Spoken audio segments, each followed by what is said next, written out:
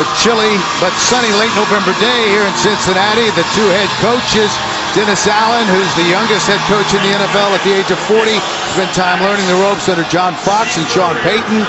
And on the other sideline, Marvin Lewis signed a contract extension this past summer. He's taken Cincinnati to the postseason in 2 of the last 3 seasons, the most wins in Bengals franchise history. Cincinnati won the toss. They've deferred to the second half, so the Raiders will have the football to start the game. Mike Nugent to kick it away to Corey Francis, standing back in the end zone. 27th regular season meeting between these two teams, and we are underway. Francis at the goal line. And brings it out to just past the 20. The reception for Carson Palmer. Leads the AFC with over 3,000 yards passing, coming back to the stadium where he led the Bengals for so many years. 2 Pro Bowl appearances, 2 trips to the postseason. Said there were a lot of factors in his decision not to come back, but mostly he felt it was just time.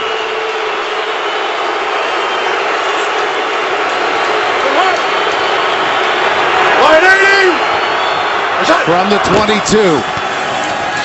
They run it on first down. There's Marcel Reese.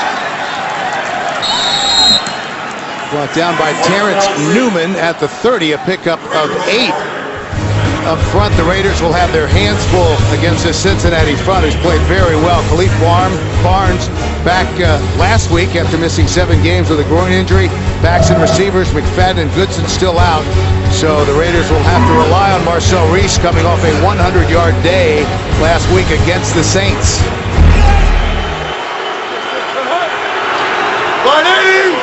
Second and 2 from the 30. Reese up the middle for a first down. Fights his way to the 35. Chris Crocker made the stop. Here's the Bengals defense. They have been very good up front. Geno Atkins, 8 sacks. That's 4th in the AFC. 1st in the league among interior defensive linemen. Linebacker Montez Perfect, undrafted, coming out of Arizona State, now starting, and a playmaker at weak side linebacker. And the secondary filled with number 1 picks. Newman and Hall at the corners. Reggie Nelson back after missing the last 2 games with a hamstring injury. First down for the Raiders on their own 35.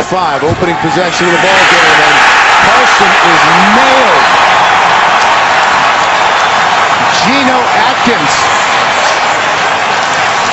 his 9th sack of the season, a loss of 7. We mentioned in the open how good this front 4 is. They got nicked in the run game early on, but Geno Atkins just goes right by Brizell. Mike Brizell doesn't even slow him up. That was a quick run fake. Carson Palmer is just going to step and throw that immediately, and he didn't have a chance. If the Raiders can't handle that quick of a pass rush on a play action, they're in trouble. Palmer, second and long. Checks it underneath. To the 31, that's Jeremy Stewart. Geno Atkins, spectacular this season, coming off a Pro Bowl appearance last season. 9 sacks now, 3 forced fumbles. That leads the defensive tackles in the NFL, and 35 total tackles, among the leaders in the National Football League. He is just a playmaker in the middle. Yeah, and he leads a group there that was really a concern for the Raiders. They knew that front 4 was dominant when they're playing well, and if they can't protect Carson Palmer with a 4-man rush, leaving 7 to cover in the back end of the defense, the Raiders are in for a long day. 3rd and 14. They have to get to the 45 for a first down. Palmer, nowhere to go. Sacked again, and the crowd here in Cincinnati loves it. Michael Johnson will get the sack, a loss of 6. Well, Carson Palmer's not known for being an athletic quarterback, being able to run, but he does have good pocket presence as he'll slide back and forth in the pocket trying to find a moment. It's a 6-man rush, so it's going to run out of time. Carson Palmer's going to run out of time pretty quickly anyway. Nobody was open. There were absolutely no options and no opportunity to throw it. Shane Leckler, one of the best in NFL history, boots it to Adam Jones. Little stutter step, makes 1 man miss. Now some running room. And nice return out across the 40. A 51-yard punt and a 17-yard return, and Andy Dalton and the Bengals will take the field when we come back. Carson Palmer getting some attention on the sideline. The last time these teams played here in Cincinnati was in '06. Carson, of course, was the quarterback for the Bengals. Cincinnati won it 27-10 with Carson throwing for almost 300 yards and 2 touchdowns. Opening possession for Cincinnati. Good field position from their own 42. Mohamed Sanu with a nice pickup on first down. Michael Huff made the stop, gain of 6. Andy Dalton in his second year since taking over for Carson Palmer, having another outstanding season. 4 touchdown passes 2 weeks ago against the Giants. He was the AFC Offensive Player of the Week in a game the Bengals needed to win. 6 touchdown passes, no interceptions over the last 2 weeks. Changing the play, 2nd and 4. And Jarvis Green Ellis fights for some tough yards inside, just about a yard short of the first down. In front, both tackles have played well, Smith and Whitworth. They also like the way the rookie Zeitler has come along. Backs and receivers, the Bengals have arguably the best young receiver in the league. In A.J. Green, he and Andy Dalton have developed a remarkable chemistry. And today, Green trying to catch a touchdown pass in a 10th straight game. Yeah, it's easier to formulate a nice chemistry with a guy who's open even when he's not open. 3rd and short. Yeah. Green Ellis with the first down. It's some running room, and he bursts through. And Jarvis Green Ellis. And no signal. They're talking it over. It looked like he got in from up here. All he's got to do is get that ball inside the pylon before he goes out of bounds. And I thought it was, yeah, that was a touchdown. There it is. They talked it over. It looked good from up here at first glance. And after a discussion, the officials finally called it. I don't think this will be any problem with this. It'll be automatically reviewed, of course.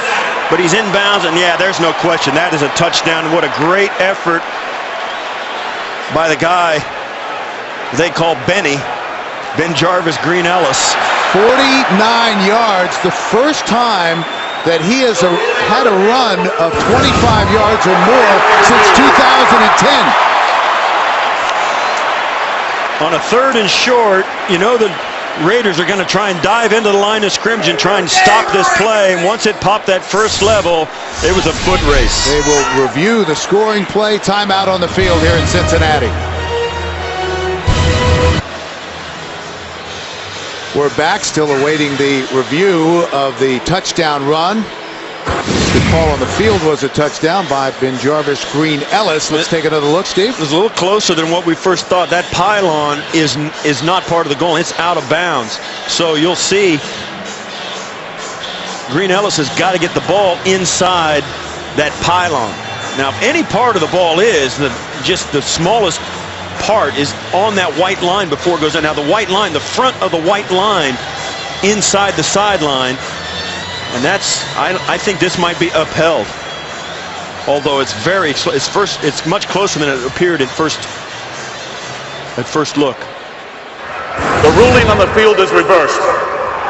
The runner, as he's diving, has the ball outside the pylon, and he hits the pylon with his left hand. Therefore, the ball will be placed on the 3/4-yard line, where it will be 1st and goal, Cincinnati. And that's the right call. The ball has to be inside that pylon, but when you hit that pylon, that kind of always makes the officials think, okay, you got inside of it. But watch as this play takes place right at the line of scrimmage, right through there on this 3rd and short. You pop through that first wave of defenders, and it's off to the races. And you see there, he's just got to get inside that pylon. You can see the skid marks that are right there at the point of the end zone. Matt Giordano saved a touchdown. Still the longest run of Ben Jarvis Green Ellis's career, 48 yards. So 1st and goal for Cincinnati.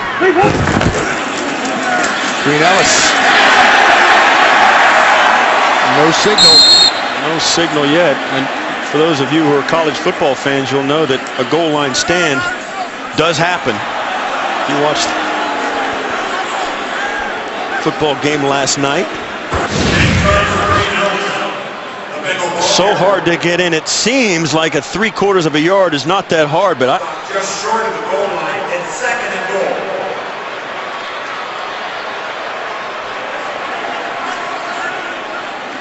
right in there. Yeah, he might have it in right there. That's pretty close. Hey, down. Nevertheless, 2nd and goal. Hey, Again, there, no question. Green Ellis in the end zone.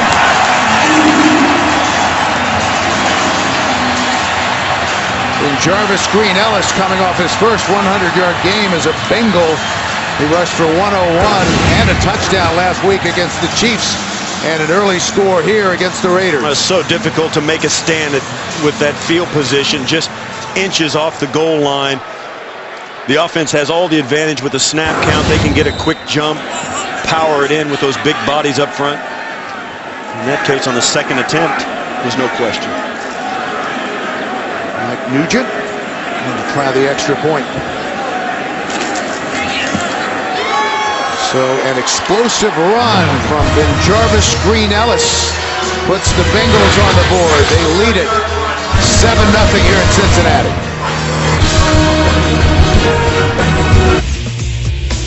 Palmer rolls right to throw.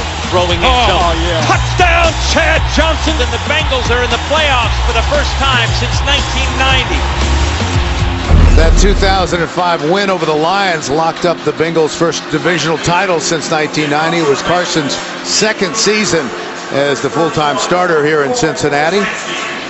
It's interesting. You talk about how, as you look at that last scoring drive, how things come full circle. The most recent meeting between these two teams was in Oakland. Carson Palmer obviously quarterbacking for the Bengals, but for the Raiders, it was Bruce Gradkowski, the backup quarterback for the Bengals. And sees from 3 yards deep in the end zone. Finds some running room and reaches his average, the 25-yard line. We'll get coverage of every NFL game while on the go this holiday weekend with NFL Mobile. Watch every touchdown from Sunday afternoon's games with NFL Red Zone for $5 a month. Call ** NFL to download or go to NFL.com/mobile. Well, on that first series, we saw Carson Palmer drop back, get lots of pressure, particularly with the 6-man rush. The Raiders were worried about that 4-man rush. Bengals sending more guys, and it's even bigger problems for the Raiders. They've got to get that protection straightened out. And first down, Reese. Stop for a loss. Swarming Cincinnati defense, led by Carlos Dunlap, who's starting to become more of what they thought he would be.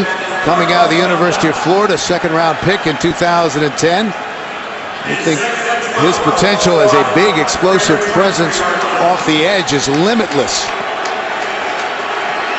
He's been held to only 8 games in this season because of a preseason knee injury, but Dunlap certainly a guy the Bengals depend upon. 2nd and 12. Palmer sacked twice on the Raiders' opening drive. The delay, Jeremy Stewart finds some running room out close to the 30. Vontez Burfict made the stop. Pickup of 7. Bruce Allen, you see on the sidelines, a young, energetic, really impressive guy to sit down and speak with. You understand why Reggie McKenzie tabbed him to be the head coach. He's got a lot on the ball, a lot of energy, and a kind of guy I think players will play hard for and rally around. They're building for long-term wins here in Raiderland and Raider Nation, but make no mistake, they want to win right now. 3rd and 5, and you see the graphic. The Raiders have not been good on 3rd down. Palmer lofts it. Incomplete. Was trying to hit Denarius Moore, and Leon Hall had great coverage. Yeah, Palmer threw that up, and I don't want to make an excuse for a receiver, but we'll look at the shadows on the ground and watch where the shadow of the ball comes out. Right up into their heads. The ball comes right down out of the sun for both of those players. I don't think either player is going to have an opportunity on that one. It's hard to get your hands up and high point that football when it looks like you're trying to grab the sun. 4th and 5 for Oakland. Leckler boots it away. Beautiful punt. Adam Jones from the 12. And there's a marker down on the other side of the field.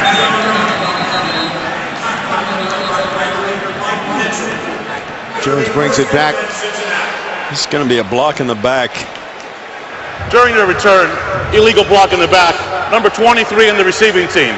Half the distance of the goal. First down, timeout. 57-yard punt, 11-yard return, and then the penalty. Bengals and the Raiders here in the first. The Raiders have been outscored 135-69 in their last 3 games and came in with a defense ranked last in the NFL in points allowed, giving up an average of 32 points a game. Bengals scored on their opening possession. They lead at 7-0. Dalton, lots of time. Finally has to sling it away. Good coverage in the secondary by the Raiders. Went over the head of Mohamed Sanu, who has emerged as the Bengals' second receiver beside A.J. Green, especially with Andrew Hawkins out. At the end of that play, A.J. Green ended up at the 20-yard line at the other end of the field. You talk about going deep. He was across the river. This Raider team, as we saw in that first drive, gave up the long run. They've also been susceptible to big plays through the air as well. Giving up the home run play has been their nemesis, and it's been their own doing. Missed mistakes on the defensive front.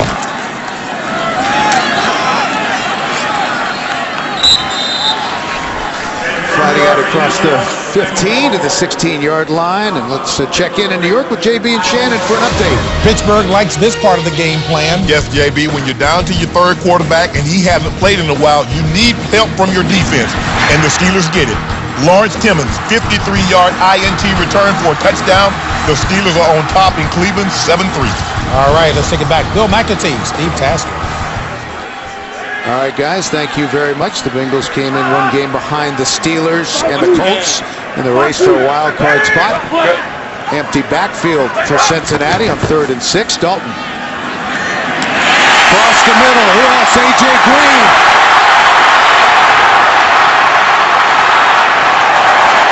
All the way down to the 40-yard line, and he made that look easy. And that's been the problem. The Raiders get the Bengals right where they want them on a 3rd and 7 or 3rd and 8. And then they allow A.J. Green, who everybody knows is the #1 option most of the time for the Bengals. They let him run free down the middle of the field and hash marks on a deep crossing route. Andy Dalton, plenty of time with a 3-man rush. Throws it right in his breadbasket. That is an easy pickup. You're right. It may look all too easy for the Bengals on that 3rd and long. 44 yards. Another big play against this Raider defense. The delay. Green Ellis, a nice pickup. Down inside the 35 to the 34, and back again to JB and Shannon for another update. T.Y. could stand for tremendous yards, Shannon. JB, I don't know if he stayed in the hotel that bears his last name, but he did do something that hadn't been done in Indy since 2007. 75-yard punt return for a touchdown. They're on top, 7-0. Bill and Steve. All right, guys, thank you very much. Most exciting play in football. Punt return for a TD. Meanwhile, an incomplete pass to Mohamed Sanu. Colts have lost only once at home this season. As we mentioned, one of those teams the Bengals are going to be watching for a wild card spot as the rest of the season plays out. And this is another 3rd down here for the Bengals, a 3rd and about 4 yards. And this is critical because if they pick this up, they'll be in field goal range. Right now, it's a pretty long shot for a field goal. The Raiders could get away with no points if they force the punt. 48-yard run and the 44-yard pass completion all happened on 3rd down, but Dalton doesn't like what he sees, so takes a timeout. 5:20 left to go in the first here in Cincinnati. Bengals have come back after the 4-game losing streak and played well on both sides of the football, outscoring the Giants in Kansas City by a combined 59-19 to get back to 5-5. Here facing 3rd and 4. They lead at 7-0. They scored on their opening possession.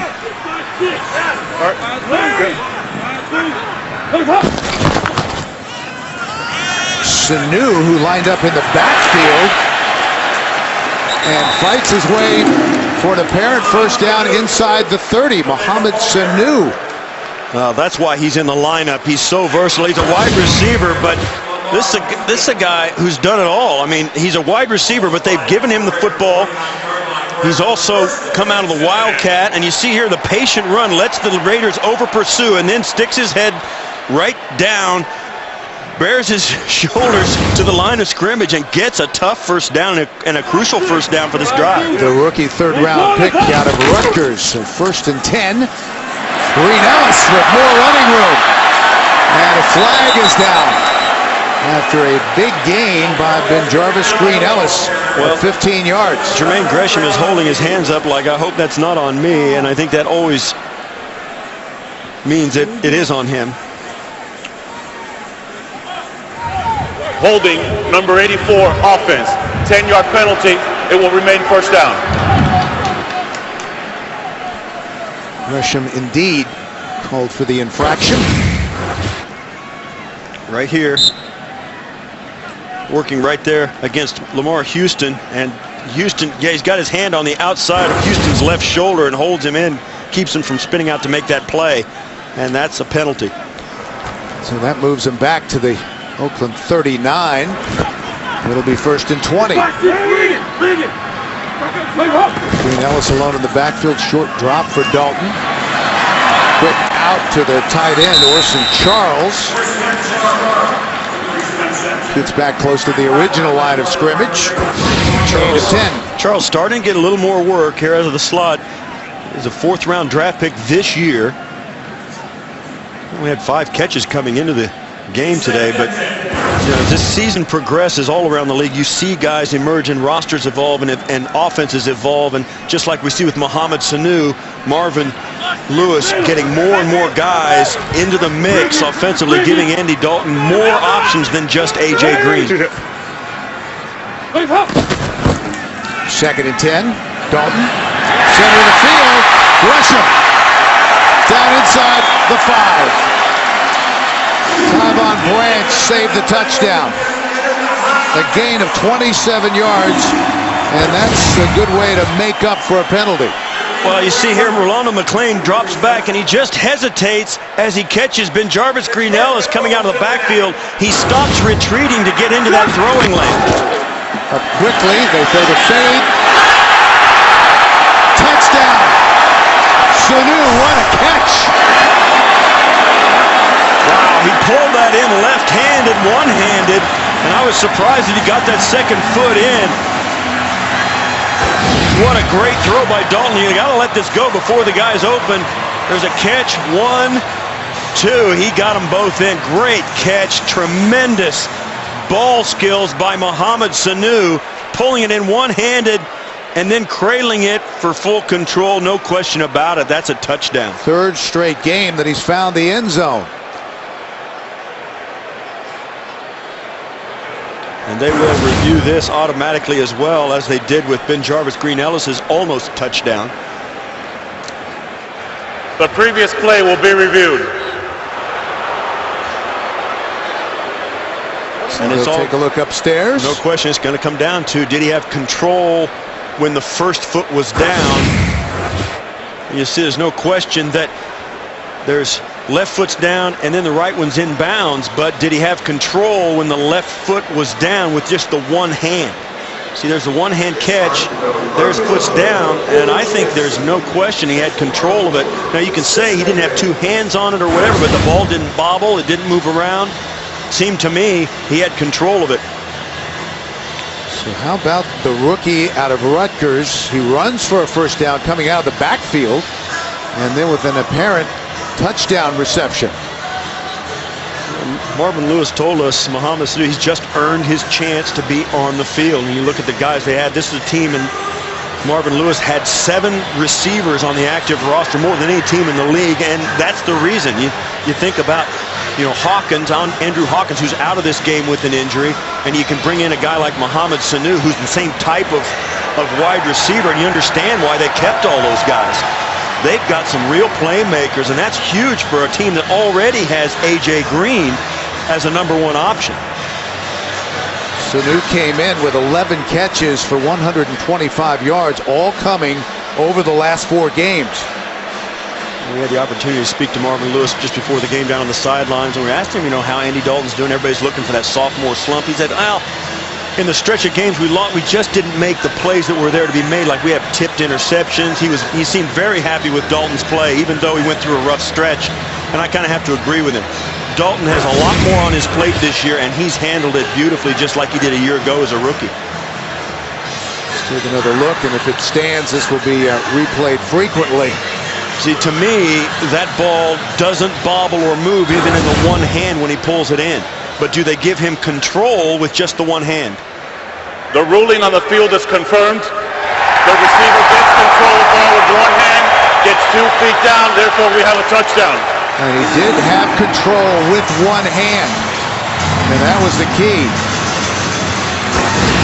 There's one final look, and this is a Cincinnati team that's gotten it back together in the last couple of weeks. We mentioned in the open a 4-game losing streak.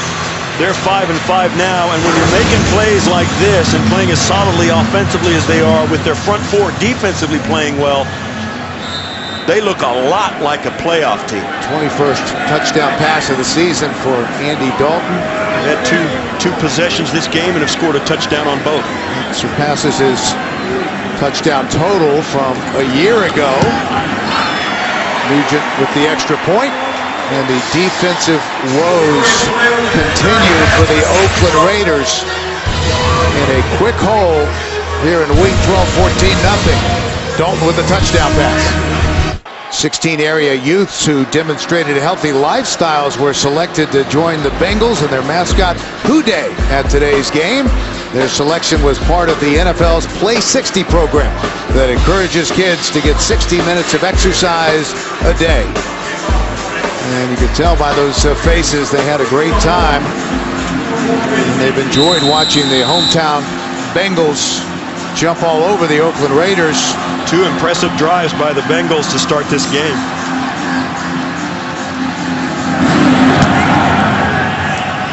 And Cease, 3 yards deep. And upended as he flies across the 15-yard line to the 16. Well, got a sports fan on your gift list. Avoid the crowds with CBSSports.com. Shop. Save big on all officially licensed clearance gear with an additional 20% off now at shop.cbssports.com. Once again, the greeting for Carson Palmer.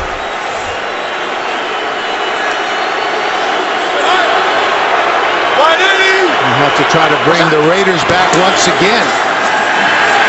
Palmer will throw with time over the head of Moore. Denarius Moore came in as the Raiders' leading receiver, 35 receptions for 584 yards, 5 touchdowns, but he and Carson seemed a little out of sync last week. Moore was targeted 7 times, but had just 1 catch for 9 yards. Yeah, that was a corner route with a hookup on the outside, and Carson Palmer had to let it go before Moore could turn around and adjust to it. It's just a tough route to hit, a late developing route that's was just incomplete. Stewart stays in the backfield. Short drop for Carson. Under pressure once again. Able to get rid of it and almost intercepted. Leon Hall had a beat on it, but could not bring it in. Yeah, this game has all the makings of exactly what the Raiders have been going through. They've given up some points early, and Carson Palmer is going to have to drop back and try and put up some big numbers to get him back in it. And Dennis Allen told us Carson has tried almost to do too much. As we saw in the first series when he tried to keep a play alive. This series when he shakes off a would-be sack to try and fit a tough throw into tight coverage down the middle.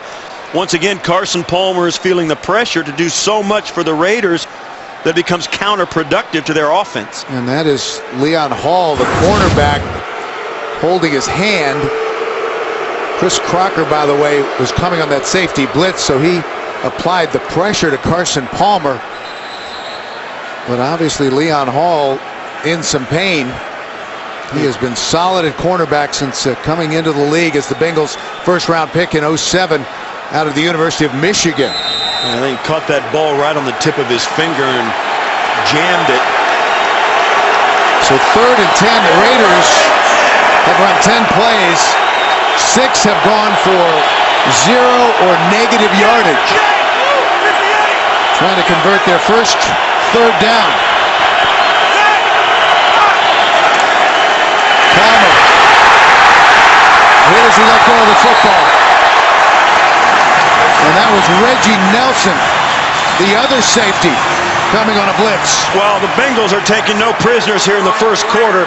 They are coming after Palmer with everything they've got. The Raiders have some serious pass protection issues. They keep both backs in, but they move them to the other side of the formation, thinking the pressure's coming from there, and the Bengals fool them. So we'll see Shane Leckler once again, averaging 48.5 yards a punt this season. Jones from the 29 reverses his field and cannot get away. Tywan Jones made the stop. Lost 7 yards on the return. Let's check in with the fellas once again in New York for an update. Shannon, you'd like to see more of this. Yes, the Falcons were down 7-3. No longer. Jaquez Rogers, 5-yard TD run. Now they're back in front of the Bucs. 10-7 in Tampa. McAtee, Tasker. All right, guys, thank you. The Bucs have been playing some pretty good football of late. And Atlanta, obviously one of the elite teams in the National Football League. The season is really getting interesting right now. You think back to the early going when so many teams in this conference, the AFC, were 3-3. Wow, it looked like it was going to be a horse race, and it still does. Good play on special teams for the Raiders. So the Bengals will start from their own 22. They lead at 14-0. Reed Ellis fights for a couple.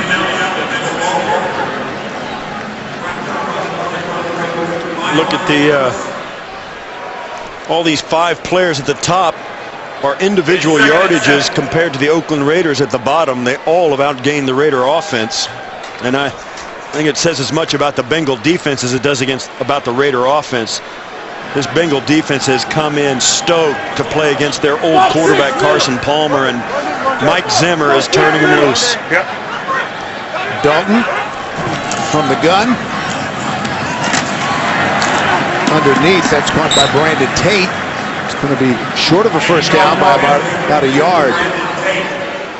Brandon Tate, who came over last year from New England, had 8 catches for 129 yards and a touchdown coming in. And that'll bring up 3rd and short.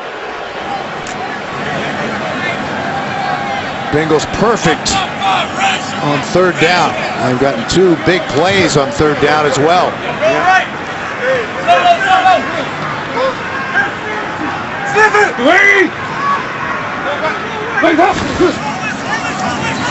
Dalton will throw on the move, floats it out of bounds. Oh, and A.J. Green, you can see how mad Dalton is. A.J. Green is standing by himself outside the numbers with nobody was close to him. And they completely left him all by himself. A.J. Green, I mean, in the middle of an open cow pasture. I mean, he's by himself. Dalton just can't get it to him. Tyvon Branch and Philip Wheeler had the pressure. Philip Adams back deep, waiting the punt from Huber. Lets the bounce, and it goes out of bounds close to the 30-yard line. The 40-yard punt. Carson Palmer taking the field once again to a welcome home from the fans here in Cincinnati. Well, nobody knows the game like a quarterback. Breakdown all the NFL action on NFL Monday QB tomorrow at 6:30 Eastern, only on CBS Sports Network, your 24-hour home of CBS Sports. Spotted at the 29-yard line. And so far, the Raiders have not been able to get anything going on offense. Well, you can bet they're going to get a heavy dose of pressure from this Bengals defense. It's been working for them, and they'll stay with it. Reese in the backfield with Palmer. And they give it to him. Not much running room for Marcel Reese. He didn't have a single carry before week 10. He had 193 yards from scrimmage last week against the Saints. 103 rushing and 90 yards receiving. They have lined him up all over the field. He's been a fullback, a tight end, a tailback, even wide receiver, and he has performed in all of those positions. 2nd and 6. Palmer with time. And that is caught by Brandon Myers, the tight end, right near the first down marker. As we have reached the end of the first quarter, and we'll return to Cincinnati after these messages. You're watching the NFL on CBS, home of Super Bowl 47.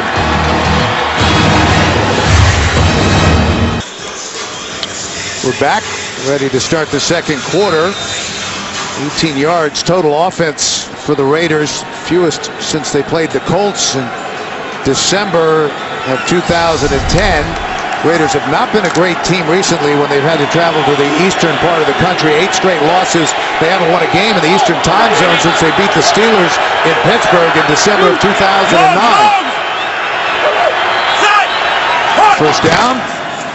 Reese stacked up at the line of scrimmage.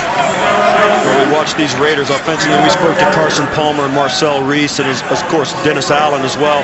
They all three echoed the same thought. The Raiders offensively have got to stay on schedule. They can't win this game if they're in 3rd and 5+ consistently. They've got to get down to where the running game is a threat on 3rd down. If they don't, they really feel like it puts them at a disadvantage they can't overcome. 2nd and 9.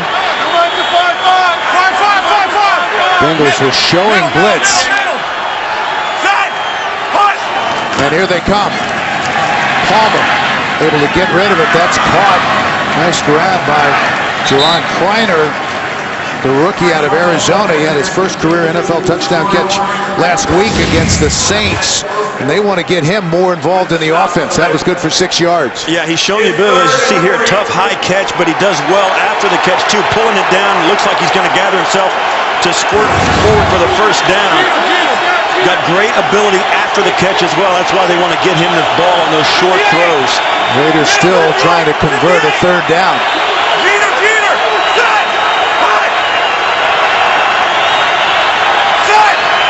3rd and 3.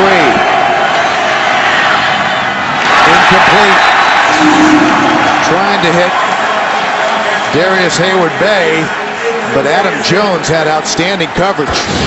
Yeah, the Raiders were asking for a penalty on Jones. Does he grab him with his right hand and spin him around? Yeah, he does a little bit. I don't know that the pass was catchable from that angle, but I thought Hayward-Bay got spun around by Jones so that he spun away from the football, and that's a tactic that everybody, if you watch football, you see it all the time where that defensive back will swipe the ball with one hand and pull the receiver with the other, and I think Adam Jones got away with one.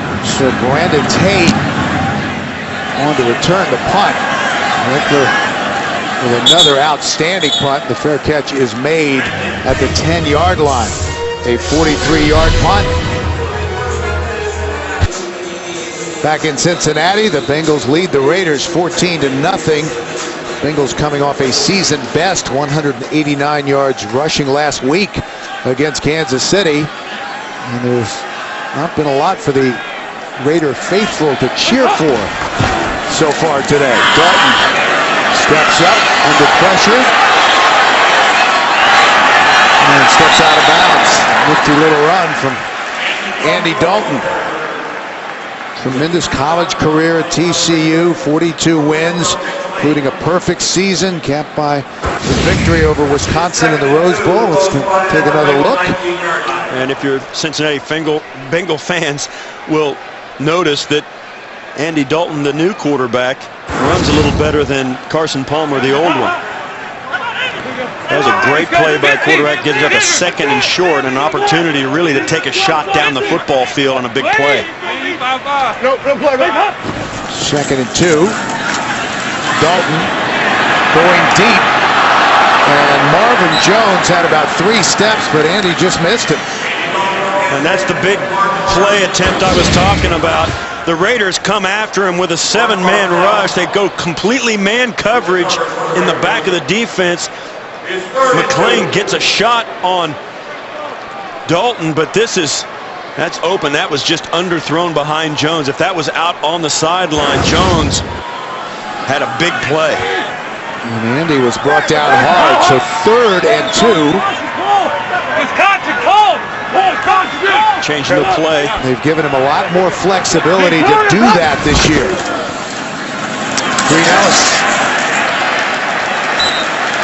And he's got a first down by a yard. Burris made the stop. And once again, let's check in with JB and Shannon in New York for an update. No doubting Cleveland's effort. No question. Isaac Redmond for the Steelers turns it over. And the guy with two first names, JB, Jordan Cameron. 5-yard TD reception, 10-7. Cleveland's on top. Two first names, Shannon. Back to Bill and Steve. Thank you, gentlemen. Browns looking for their third win of the season. Dalton underneath, Green Ellis. And a nice pickup on first down. Gain of 9. Yeah, another good first down run. We saw Andy Dalton run for one, set him up with a 2nd and 1, and now another 2nd and 1 after first down. Dalton doing a very nice job, I think, more so than even last year when he played so well, of managing this offense and getting it not so much into perfect play, but out of bad plays and making the most of the ones they run. Balanced offense for the Bengals. They run the end around, and a nice pickup by A.J. Green, who showed that tremendous acceleration. Yeah, now you can see a little bit of frustration coming into the Raiders defense there. They get caught looking, and of course, as they completely pursue to their left, A.J. Green coming around on the right side.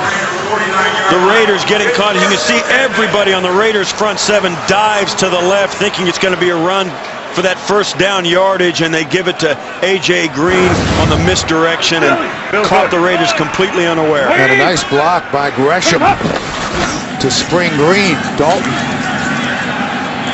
finally goes underneath to Gresham. Gets the first man miss, tries to extend, and the play results in a gain of just over a yard. McLean made the stop. It's been a game of big plays already for the Cincinnati Bengals. The 48-yard run by Jarvis Green Ellis, and then the 44-yard pass to A.J. Green. Gresham with the 27-yard reception, and that has been a problem for the Raiders all season long. Already, the Bengals with 4 plays at 20 yards or more.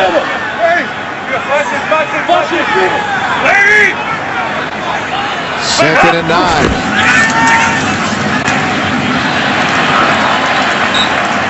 Gresham again with the catch to the 41-yard line. The Raiders really struggling to keep up with this Cincinnati offense, and now the Cincinnati Bengals will go no huddle as Dalton just picking them apart.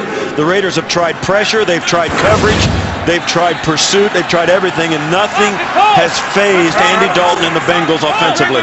3rd and 2. Trying to keep this drive going.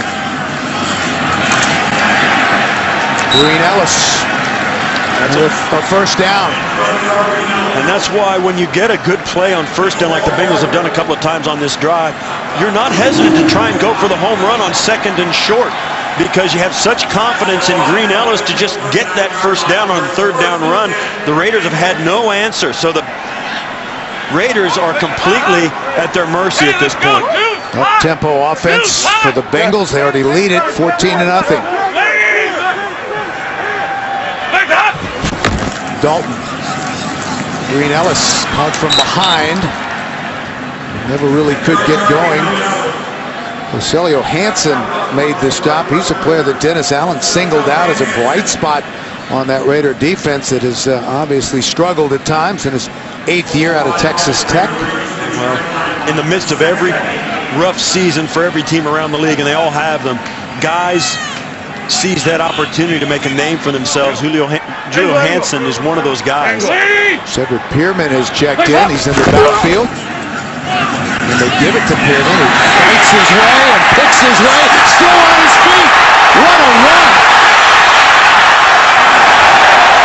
And finally brought down at the 5.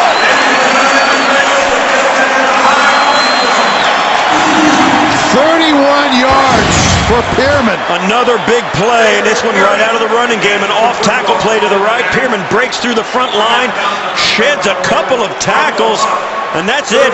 Giordano and Francis, or actually Tyvon Branch, both missed the tackle, and that turns into the big play. And more often than not, a big play offensively is set up by a missed tackle. That was set up by 2 missed tackles. So first and goal just inside the 5. Pearman coming off his best rushing game as a Bengal last week against Kansas City. And he is hammered right at the line of scrimmage.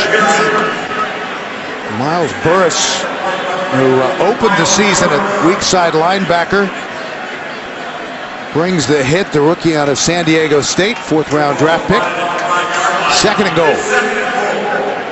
When you talk about this Raider team, Dennis Allen told us they just don't have the confidence. They've worked hard. They've done everything that the coaches have asked for them, but they just haven't seen the results of that hard work, and that's when it gets to be tough. Punch set for the receivers on the right side.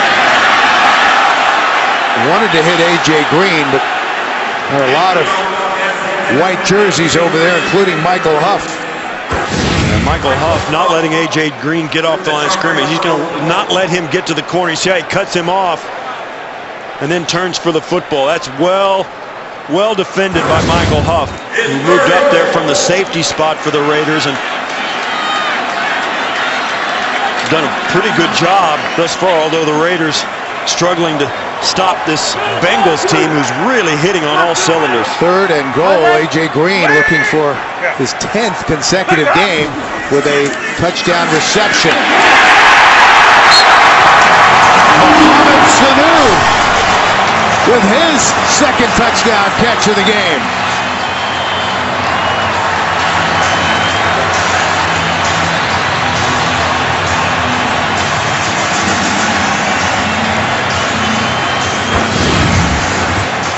Sanu right here. He's just going to go right over the ball where the ball is snapped and hook up into the end zone. Right there. And it's just gunned in hard by Dalton right past the outstretched hands of Hansen. And the Bengals are in total control of this football game. Their defense is rested, haven't been on the field much. They've stopped the Raiders when they do get on the field, and the offense hasn't missed a play. Nugent going to try the extra point and make it a 21-0 lead for the Cincinnati Bengals. 7:28 left to go in the half. A big day for the rookie out of Rutgers, Mohamed Sanu. Another impressive drive by the Cincinnati Bengals. 13 plays, 89 yards. It ends with Sanu's 5-yard touchdown catch. Second of the game for the rookie out of Rutgers. Bengals in control, 21-0.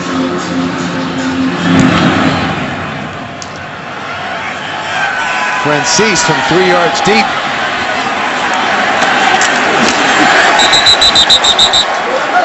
Good special teams coverage from the Bengals. Stopped short of the 20-yard line. Well, it was a Cedric Pearman run. A brilliant effort from this third-year man out of Virginia that set up the touchdown. Bengals lead at 21-0.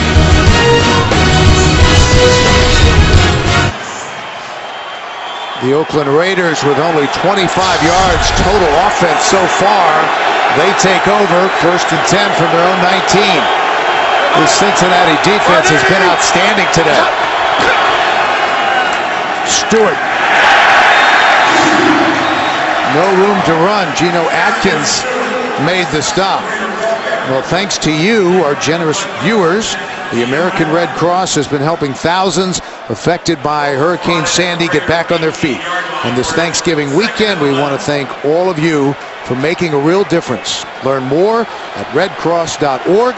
CBS cares. 2nd and 11.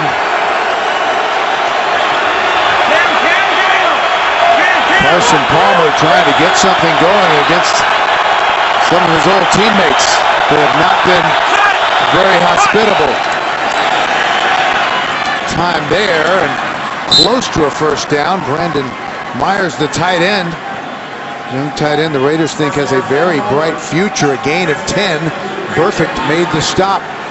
Yeah, when your wide receivers aren't winning on the outside, as these Raiders have struggled to do, your tight end becomes a bigger part of it. He came in leading the team, and he'll continue to get a lot of catches until Carson Palmer has other options.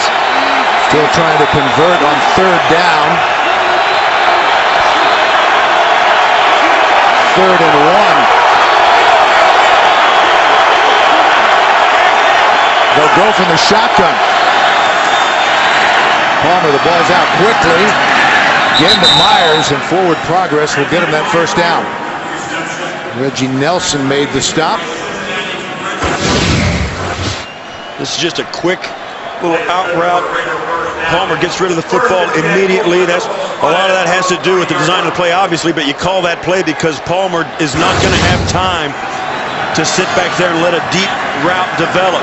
The Bengals are getting a lot of pressure with just a few rushers.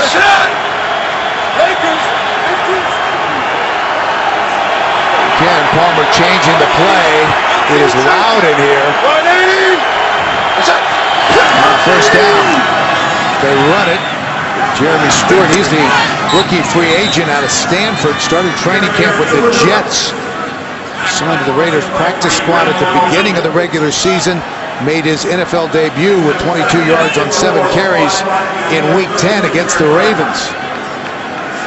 And this Raider team, if they're going to turn it around, the Raider team is really going to have to get contributions from everybody, and they're going to have to give Carson Palmer some place to throw the football. 2nd and 4.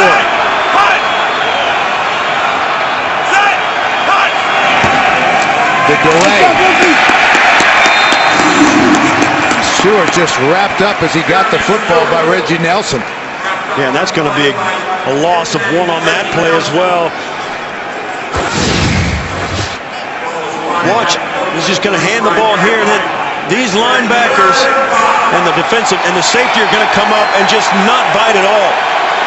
They just got too many defenders for the Raiders to block. That play is snapped off right at the snap. They'll have to convert another 3rd down to keep this drive going. 3rd and 5. Palmer under pressure, gets rid of it to Reese. And he's got a first down out across the 45 to the 46. Well, this gives you an idea of why Carson Palmer thinks so much of Marcel Reese. Reese is pass protecting and finally turns around as the play comes apart, and Palmer just gets him the football, just almost hands it to him, and Reese makes the most out of it, gets the first down. Reese is so intelligent. Palmer couldn't say enough about his ability to play all those positions and play them all well. Another first down. The Raiders have not crossed midfield yet. Palmer again underneath. Now they're in Cincinnati territory. And that is Marcel Reese, who's an excellent receiver. Burfict made the stop after a gain of 9. Well, Reese is 255. He's built a little bit like a tight end. He's going to come out of the backfield here, just release out and working right there against Burfict. Burfict with his eyes in the backfield just allows to throw and then breaks on it. A little rhythm now for the Raiders. Reese trying to fight for the first down, gets back to the line of scrimmage, and there's a still short. And this is we approach the 2-minute warning. There's a difference in the offenses right there. The Raiders with a 2nd and a yard really just want to get that first down. They hand it to Reese on a dive up the middle. The Bengals, on the other hand, at 2nd and 1, repeatedly take a shot at the end zone. One team with confidence in their ability to pick up the first down, and one team that does not have confidence. 3rd and 1.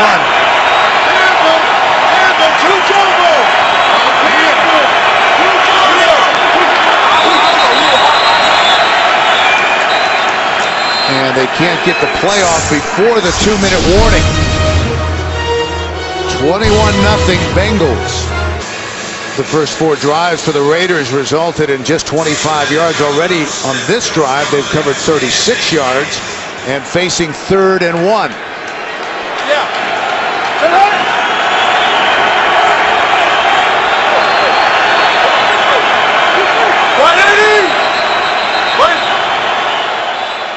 Now the Bengals will take a timeout. Timeout. Cincinnati. Cincinnati calls timeout. 2 minutes left to play in the opening half.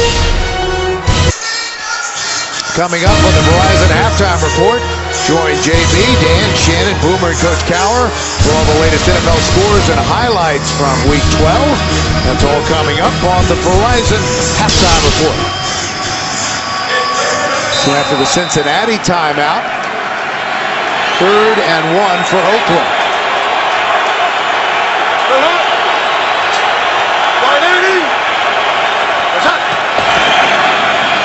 Palmer will throw with time. Darius Hayward-Bay in and out of his hands and incomplete. And that was a drop. These are the plays that the Raiders have got to make. I mean, that Carson Palmer threw a perfect pass. And now they're going to go for it on 4th and 1 inside of 2 minutes. And I agree with it. You're down 21-0. You're 3-7 on the season. It's not much of a risk. And they are not going to get it. That's Owen Schmidt, the fullback who took over as the starter with Marcel Reese moving to tailback. But there was nothing inside, and it will go over on downs. Well, that front four that we've spoken about, even in the open, and have played so well. Look at Manny Lawson. Gathers is in there, and then, of course, all the little guys from the back end of the defense come jumping in on top, and there's just nothing there. I mean, they get pushed back. Bergstrom gets pushed back. The extra offensive lineman they bring in, Burfict over the top. I mean, the whole defense ends up on that pile to stop the 4th down conversion. So the Bengals will have 1:48 left in the half, and good field position. They run the slant to A.J. Green. And all the way down, close to the 35, a gain of 19. Tyvon Branch was the first one to bring him down. Excuse me, Bill. If you're in the first half and you're the Bengals, there's no mistake. You got your foot on the gas, and you're shifting gears, and you're trying to go downhill. You do not let up at all. Dalton underneath to Sanu, who makes the catch. At the 30, Burris made the stop, a gain of 5. Dalton going hurry up, no huddle, and the Raiders trying to match up with their nickel people. 5 defensive backs in the game. Actually 6. Brian Leonard is in the backfield with Dalton. Clock running just inside a minute. They're trying to hit Sanu, who had a step, but just out of his reach. And that's just a missed opportunity. As Sanu gets separation right there and just off his hands, just to the outside. How about the play of this young man, Mohamed Sanu, today? Well, Marvin Lewis told us he was going to be maybe a bigger part. He was certainly going to get some opportunities today and has earned them with his play in past weeks, shown flashes. And, of course, today, more than that. I mean, he's been the guy. 2 touchdowns. 2 touchdown receptions from Mohamed Sanu. 3rd and 5 for the Bengals.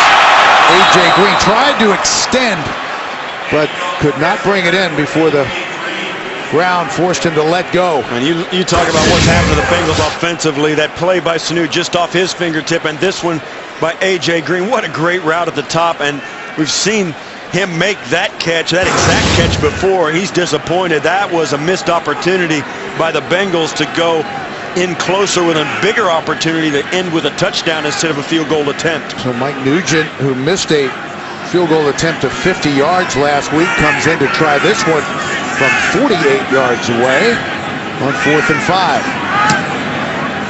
Nope. And he pushed it to the right. No good. So a bit of a rough patch for Mike Nugent, who's now 15 of 19 field goal tries. Well, at halftime, Marvin Lewis is going to tell his team they haven't stopped us yet. We've stopped ourselves. Had a drop pass by A.J. Green and a missed field goal by Nugent. The Raiders have done nothing to put a damper on the Bengals' day today, and the Raiders just trying to find some offensive rhythm. Did so a little bit on that last drive, but still it stalled out and couldn't convert on a 4th and short. So the Raiders still looking for something positive to take in. Carson Palmer with 3 straight 300-yard passing performances coming into this game. 40 seconds left to go in the half. Palmer Incomplete. At the feet of Hayward Bay. And again, coming up with the Verizon Halftime Report, join JB, Dan, Shannon, Boomer, and Coach Cowher for all the latest NFL scores and highlights from today's action. That's all coming up on the Verizon Halftime Report. Clock stops with 34 seconds left. 2nd and 10.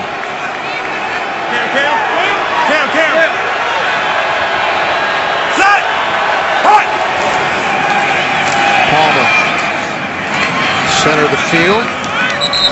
Kleiner, the rookie 5th-round pick out of Arizona.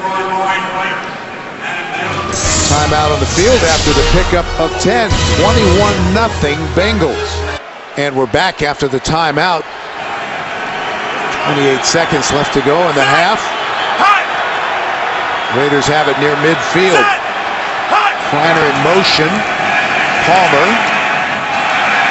Incomplete, was trying to hit Marcel Reese.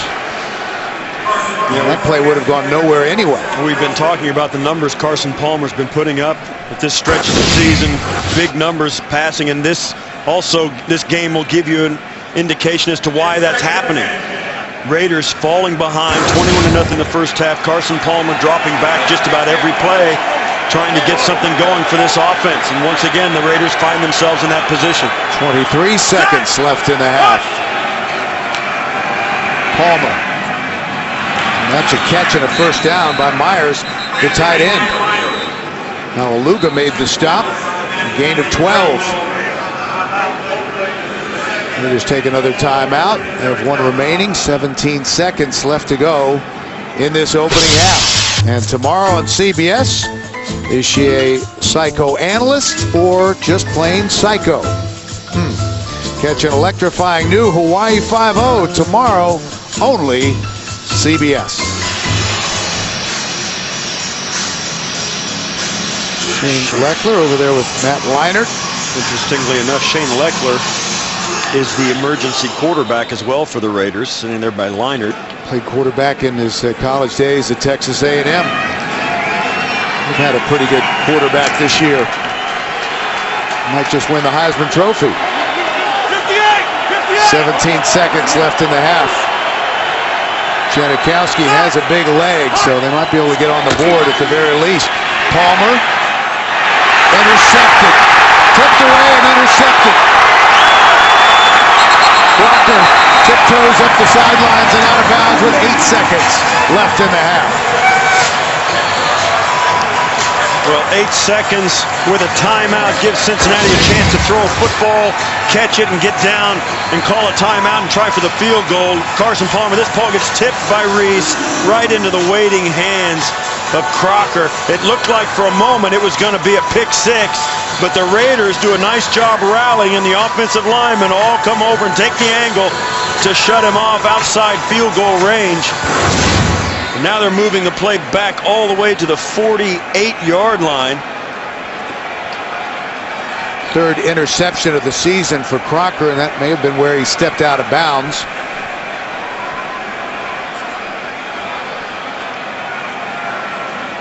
Have to give Nugent another chance at the very least.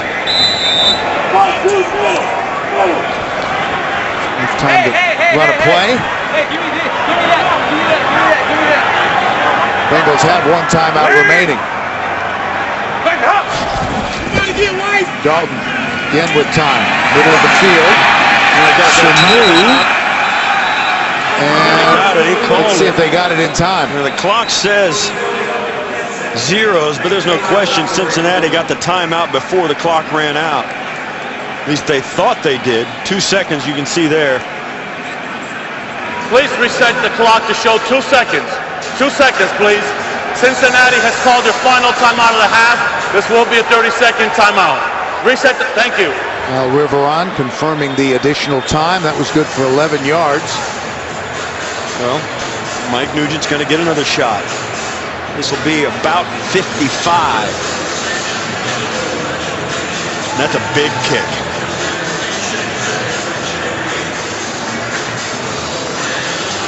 Missed one from 48 yards earlier.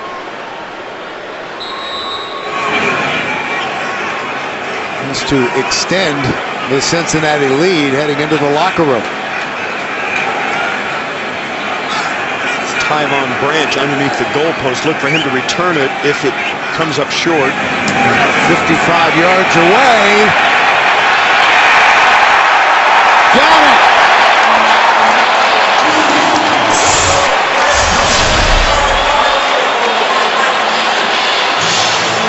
What a first half for the Cincinnati Bengals, trying to win their third in a row. And they got all of this one after missing the one just before wide to the right. This one is right down the pipe from 55 and plenty to spare. Tyvon Branch looking for a chance to return it, stands and watches it go right over his head. 24-0, and we'll be back with the Verizon halftime report after this message and a word from your local station. You're watching the NFL on CBS, home of Super Bowl 47. Opening half, 24-0 Cincinnati. Bill McAtee back with Steve Tasker, and if you're Marvin Lewis, you really have to like what you've seen from your club over the last 3 weeks. Yeah, that's what this game is really about. It's about the Cincinnati Bengals hitting their stride. We knew they were playing better these last few weeks, but today they've really stepped it up. They're making plays on both sides of the football, big plays as well, and really the only thing that has stopped them has been their own mistakes. A couple of drop passes and misses on third down have led to a couple of field goal attempts, and really the worst play of the first half for the Bengals was a missed field goal by Nugent, which he made up for by connecting from 55 yards out. The numbers from the first half confirming the domination. 289 total yards for Cincinnati, just 83 for the Oakland Raiders. Now follow your favorite team all season long. Go to itunes.com/NFL. Bengals won the toss. They deferred to the second half, so they'll have the football to start the third quarter. Brandon Tate is the deep man, averaging almost 26 yards of return. The Raiders will try to figure out how to get back in this one. It has been all Cincinnati. Gronkowski boots it out of the end zone, and they'll bring it out to the 20. 1st and 10 for Cincinnati. Andy Dalton at the controls. Last 3 games, as we've said, they have been outstanding. Yeah, they're getting 10 sacks, and they're +5 in the turnover, and those are huge numbers. And they talk to both the offense's ability to protect the football and the defense, and I think that's the story. As good as Andy Dalton and A.J. Green and company have looked, their defense has been outstanding today. They really turned things around 2 weeks ago in that win over the Giants. Jarvis Green-Ellis had a terrific first half. Plain made the stop. When you think about how good that defense has played, the Raiders can't win if they can't score, and they've been shut out in this first half. And the Bengals, on the other hand, really just now, you come out of the second half and you want to keep on keeping on. I mean, there's obviously some adjustments that both teams will make, but really it comes down to the fact the Bengals can't stop themselves, and they're doing just about anything they want offensively. Cincinnati has allowed only 1 touchdown in the last 2.5 games. 2nd and 9 for Cincinnati. Short drop, and that is almost intercepted. And Giordano can't believe that he was not able to bring that in. And these are the kind of plays that just don't happen for you when you're having a rough stretch. That ball's right in his breadbasket. He'll catch that every time except that one. And if you and think that's about that kind of thing leads to stretches like the Raiders are in. The drop by Giordano there, and the missed first down conversion by Hayward Bay in the first half, really microcosm for the kind of season it's been for the Oakland Raiders. Meanwhile, Dalton over the head of A.J. Green and out of bounds. He was pretty well covered by Ron Bartell. Well, Dalton threw that one a little quick because he got quick pressure. Watch as big Desmond Bryant ends up right in his lap, pulling him down. That's why that throw was off target. Came out a little before A.J. Green was ready. Bryant made his 3rd start today for Richard Seymour, who didn't even make the trip this week. So rare punt. Kevin Huber ready to boot it away to Phillip Adams, who's standing back at about the 32-yard line. He'll be able to return this one. and does, stepping into Cincinnati territory. So very good field position with Carson Palmer and the Raiders as they go to work here in the second half. The starting field position for the Raiders today, they spot it right at midfield. Carson Palmer trying to bring Oakland back. Palmer into the seam, into traffic. Palmer underthrowing Hayward Bay right there. Look at the way it's gone for the Raiders today. Carson Palmer having trouble hooking up with guys there. He overthrows Denarius Moore, and then the drop by Hayward Bay. The batted down ball by Reese, and then the tipped interception to Reese as well. It led to the big play for the Bengals. 2nd and 10. They'll take advantage of this good field position. Reese still on his feet. Great second effort. Moving the pile down to the 40. Looked like he got enough for the first down. And this is a little bit of what Marcel Reese has given the Raiders. Little broken tackle and good physical running. He's a big guy, 6'2", 255. So when he gets his pads going, he's tough to bring down. You're going to need help as it takes 3 or 4 Bengals to get him down right there. And that was good for a first down. We had a chance to visit with Marcel Reese yesterday. Very humble, unassuming guy. He said what he was most proud of is when the Raiders lost McFadden and Goodson, he was able to take over as the running back. He was ready. He knew all the plays, including the protections. And Carson Palmer said that was huge. And they give it to Reese on first down, finding some running room now. Yeah. That thought, as you look at his November numbers, I mean, that's a good month for Marcel Reese. And Carson Palmer, he'll tell you, most running backs who come into the league as young players, the thing that keeps them off the field is their inability to pick up pass protection and the schemes that allow them to step up and pick the right guy up. Reese not only did that, but he did it at a different position than the one he'd been practicing. All he'd heard about was in meetings and watched it talked about. He'd never run those on the field and didn't make a single mistake. In his 3rd year out of Washington on 2nd down, into the flat for Stewart. And the Bengals were all over it. Gathers led the charge. Terrence Newman still down on the field. And this brings up a 3rd and 8, which is exactly where the Raiders do not want to be. Watch what happens with this as the players rally to this pass as it gets completed out on the screen. They want to let the pass rush go to Carson Palmer, let him through, and then they rally and look at the defensive linemen all getting out. Malaluga, Dunlap, all those guys end up right around the football before it can even gain yardage. The Bengals have been tremendous in pressuring the quarterback in passing situations. 3rd and 8. And we have movement and a flag before the snap. Game. They didn't get the playoff. Delay a game. Offense, 5-yard penalty. 3rd down. And you saw Carson throw the ball in frustration.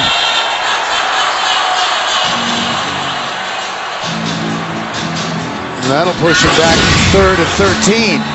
The way things have gone, they just didn't get it off in time. The snap didn't come up to Palmer in time. That is the first penalty of the game for the Raiders. That in and of itself is a small victory. But now facing 3rd and long. Extra protection for Palmer. And that will be well short of the first down. Griner dropped immediately by Leon Hall, who's back in the game. That's going to lead to a long field goal attempt by the Raiders, but this is just an attempt to get it back in to manageable at 3rd and 14. You need to complete a pass and perhaps get a missed tackle to get the first down. You know it's going to be really difficult with the pressure the Bengals have to drop back and let somebody run past the sticks, so you settle for the short completion hoping for a longer run, and it just didn't happen. This will be a 55-yard field goal try. We've already had a 55-yarder to Nugent in the first half, and almost a chip shot for Seabass. And the Raiders are on the board. It's been a frustrating day for Carson Palmer coming back to Cincinnati, but a field goal for the Raiders.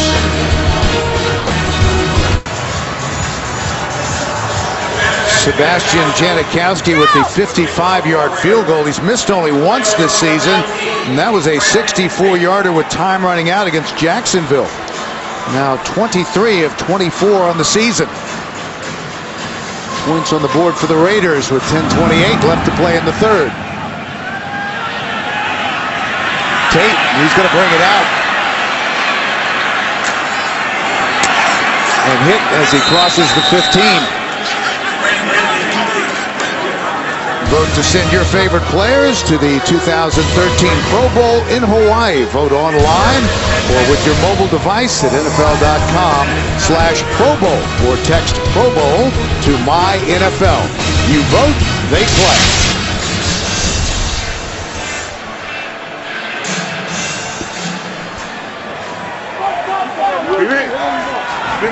Andy Dalton and the Cincinnati offense back to work from the 17-yard line. Dalton on the move. Runs out of time and throws it away. Lamar Houston was in pursuit. Third-year man out of Texas. Well, this is A.J. Green, usually the #1 option, certainly rolling out to his side. Dalton is looking there first. Looks like he's open there, but right about that time was when Dalton was avoiding the pressure from Houston back at the line of scrimmage. So the timing thrown off by Houston with the pressure. Dalton having to avoid him, missed A.J. Green as he came open. So Cincinnati with a slow start here to the second half. 4 plays, just 1 total yard. Wilson, Cole!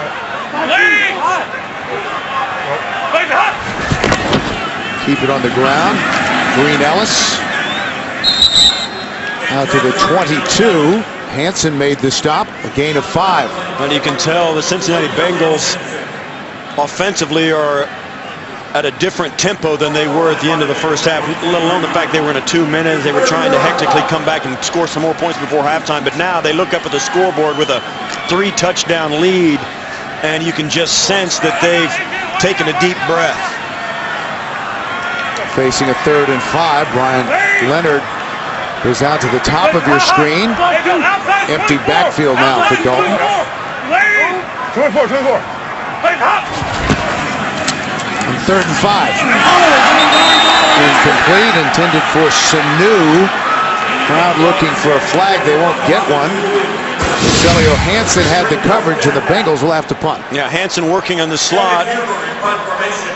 And that's what Adam Jones got away with the Bengals is exactly what Hansen got away with right there against Sanu. They got that off arm. They swipe the ball with one hand and pull the receiver with the other. And they're not calling it either way today. Second, 3rd and out of the second half for Cincinnati. Huber on to punt it away to Phillip Adams, standing back at the 34. And let it bounce. That hit a Raider. Well, it could be down at about the 43-yard line, so Carson Palmer and the Oakland offense will take the field when we come back. Back in Cincinnati, a look at the 2 quarterbacks today. Good day for Andy Dalton. Tough one for Carson Palmer, although the interception was really not his fault, off the hands of Marcel Reese. Good field position again for the Raiders. Started midfield last time. Palmer under pressure, and he won't be able to get rid of it. Another sack.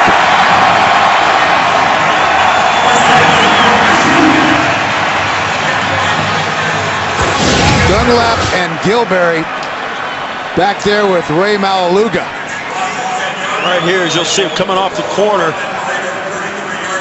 The play action fake doesn't really work on those front 4. And from this side, Dunlap really makes the play, and Gilberry gets a little bit of the end of it as Carson Palmer goes down. That was a pressure play that the play action did not fool those front 4. Geno Atkins was the other player in on the sack, not Malaluga. They run the screen to Stewart, and he gets it back close to the 40. And once again, the Raiders find themselves in a 3rd and 13, exactly the place they don't want to be. Dennis Allen going down the playlist, trying to find something that will get them back into this football game. So they spot it short of the 40-yard line, 3rd and 14. They have to get it into Cincinnati territory for a first down. Extra protection. Bengals rush 4 underneath. That's caught by Stewart. And he stopped well short of the first down after a gain of 7. Perfect brought him down. They'll bring a punt up, but once again, the Raiders not able to throw the football down the field with any consistency, so they got to settle for a short pass in the face of some pressure, and hopefully one of their guys can make something happen with the ball in their hands. Brandon Tate, the deep man, averaging almost 10 yards of return this season. Alternating that duty with Adam Pac-Man Jones.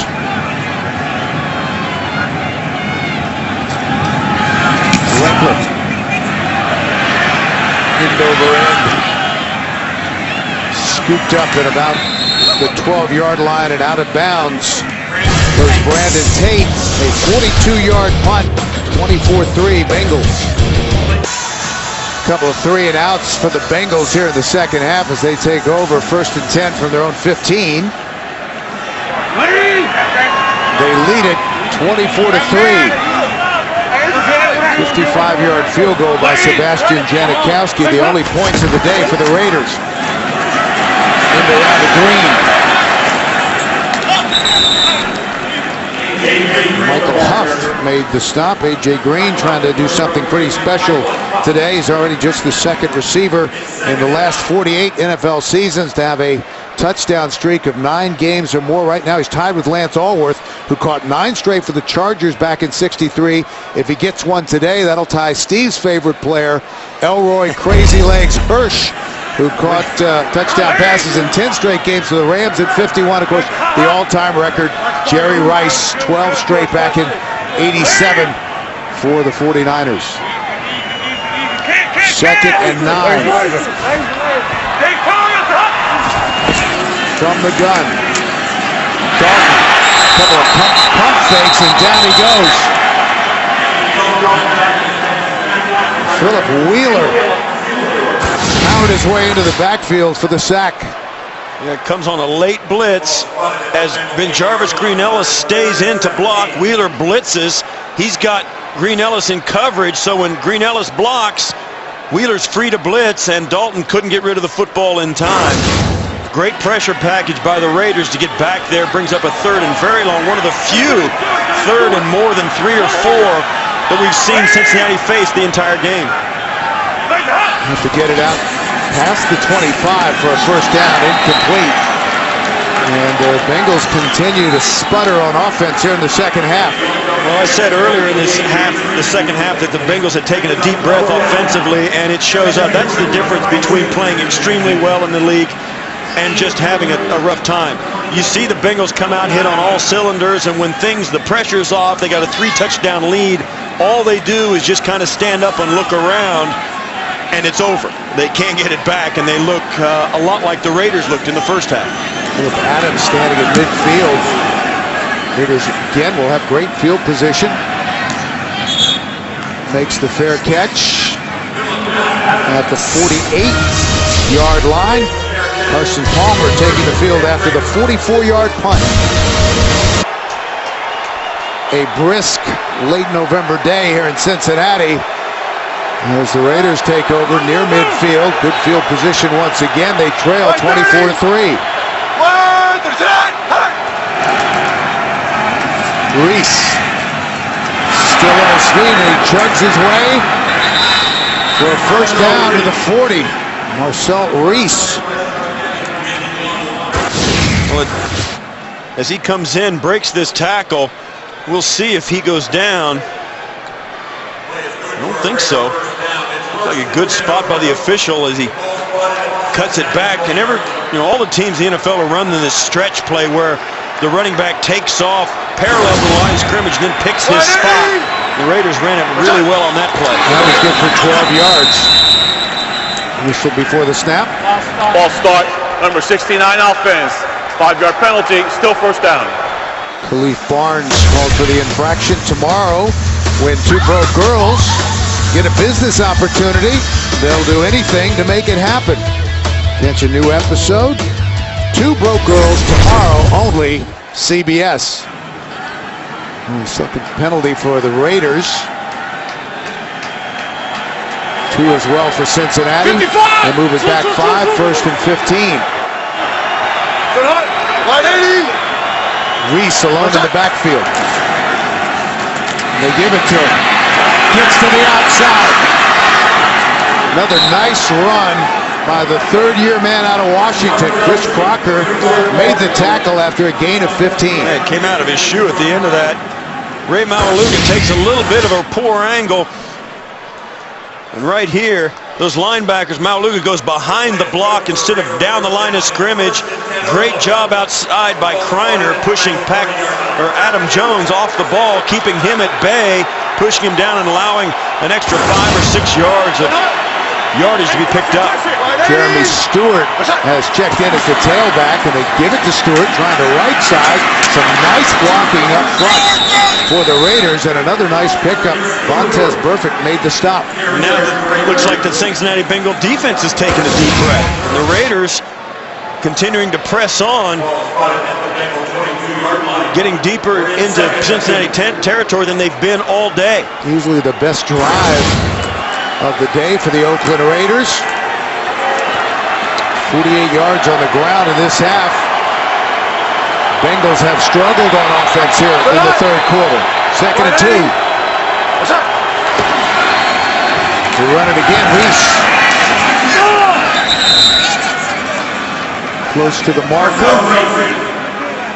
Should be enough for the first down. And not too much has changed up front. It's not like the Bengals are playing a different defense or the Raiders have somehow revamped their run blocking schemes. I think what's happening is the Bengals, much like their offense did, they feel like they've got this game in hand. They want to get out of here healthy. They've taken a deep breath. They got a 3-touchdown lead, and they're just not pushing with the emotional content that they did in the first half. And that's all it takes in the NFL, as you can see.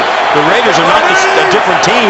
They're just getting different results. First down from the 20 of the Bengals. They come with a blitz. Ball into the end zone. And that is caught. Denarius Moore with a 20-yard touchdown reception.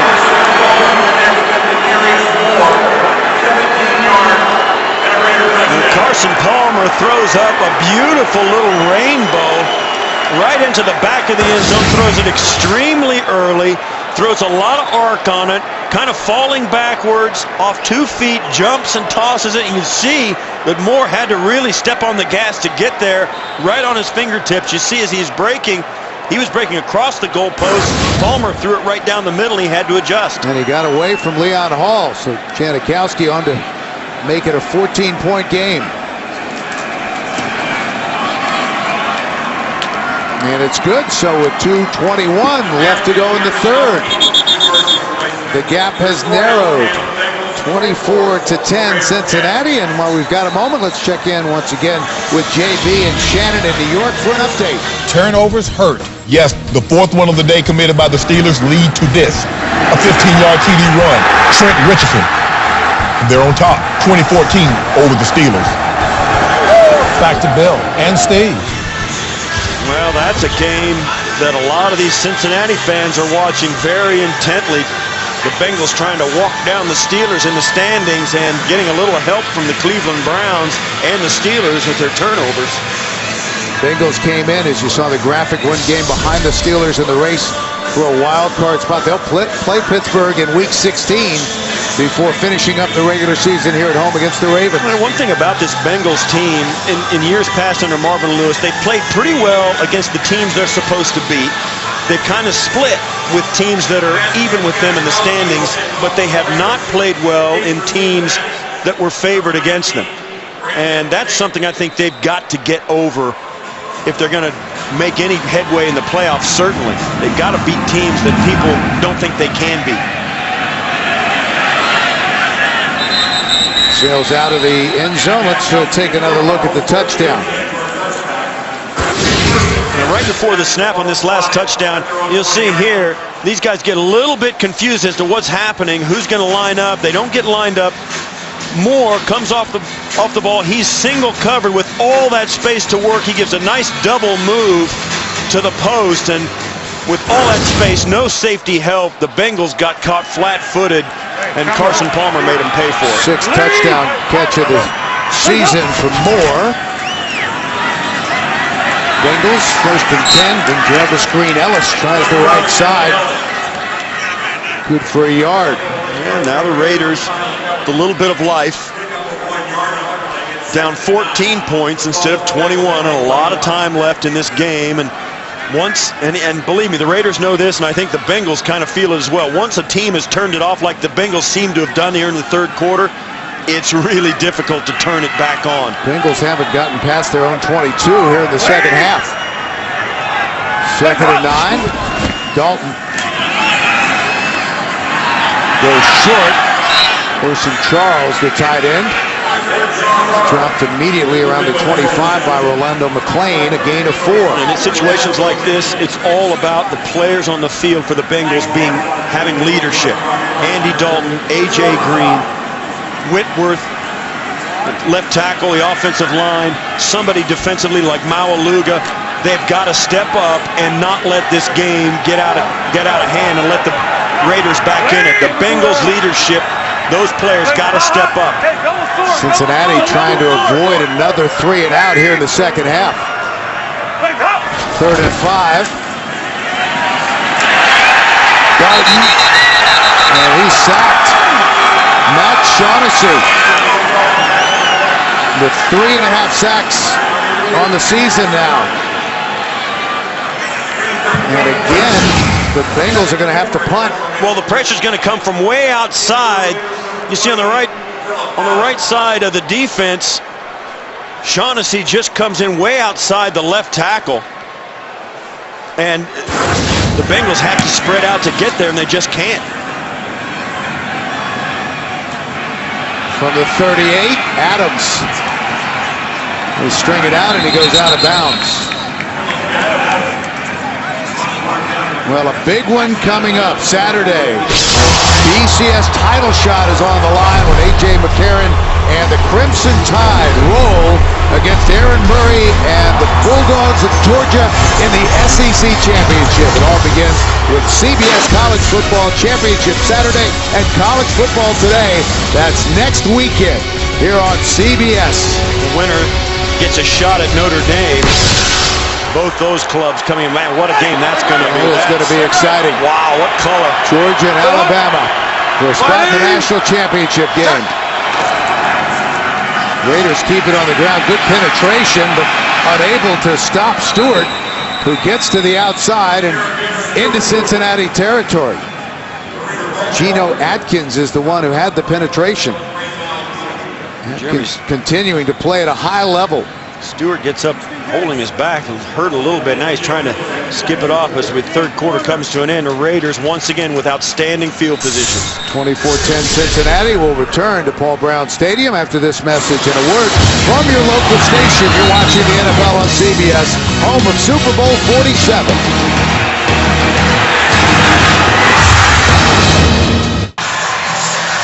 A lethargic third quarter for the Cincinnati offense. So the Raiders will start the final quarter of regulation at midfield. Down by 2 touchdowns.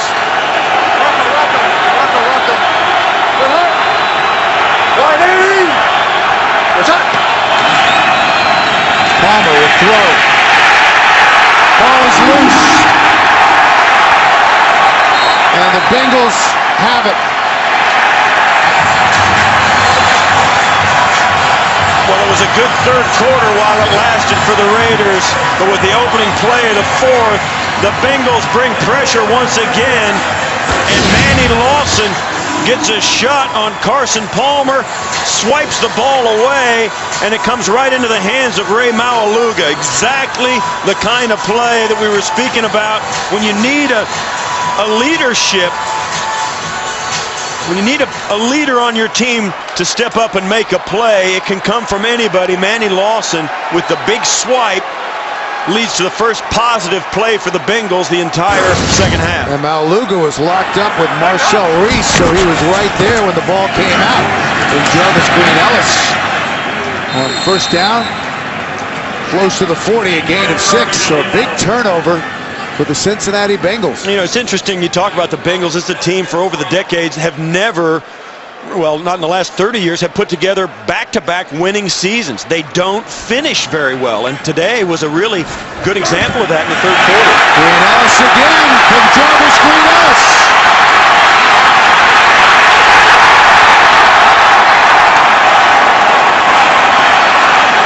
And they're going to spot him just short of the goal line. A gain of 39 yards. This is from a guy who had not had a run of 25 yards or more since 2010. He's got 2 today. And the exact same guy, Giordano, is chasing him down to the opposite corner of that same end zone. Earlier in the game, Jarvis Green-Ellis was called for a touchdown. It was negated, and now they're calling him down just short of the goal line, and this looks like that could be very close to a touchdown, and maybe Marvin Lewis will challenge it, and he does. He thinks that's a touchdown. That'll be eerily similar to the play that was the touchdown that was taken away early in the first half. We'll see if they get one back here. The field that the player was out of bounds prior to getting to the goal line. See if his knee was down prior to the ball crossing the plane of the end zone. They'll take a look upstairs. Timeout on the field here in Cincinnati. Here's what they're looking at upstairs. The knee is down as you pull back in this picture. There's the line that he is short of. Now the official, it's interesting, the official right on it. And I think he got the spot exactly right. The ruling on the field is confirmed. The runner's knee was down prior to the ball breaking the plane of the end zone. Cincinnati will be charged with a timeout, and also that's their first challenge. Short of the goal line, but back-to-back 100-yard rushing games for Jarvis Green-Ellis. This gives him 15 carries for 126. It's been a brilliant day for the law firm. And it's been a brilliant way for the Bengals to respond after what was a lackluster third quarter, to say the least. They have come back extremely strong in the first minute of the fourth. I'll give him a chance to punch it into the end zone. Not yet. Step just short. Ellis, of course, taken over for Cedric Benson, who gave the Bengals 3 1,000-yard seasons before moving on to Green Bay. Great penetration by the Raiders, getting back there to the goal line stand.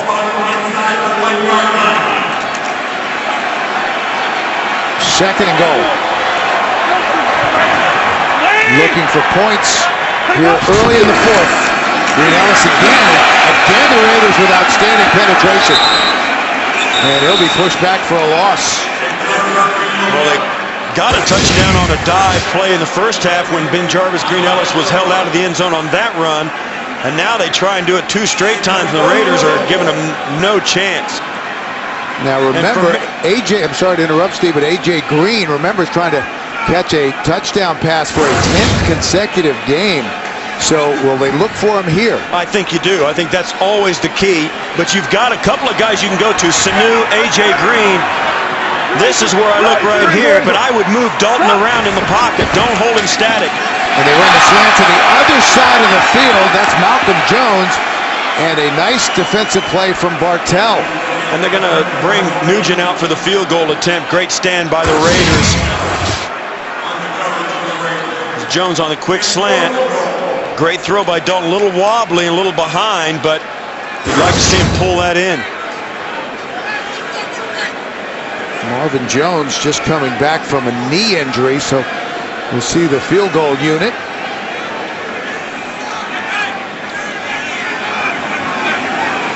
Nugent already has one of 55 yards today. And that extends the Cincinnati lead. 27-10 Bengals.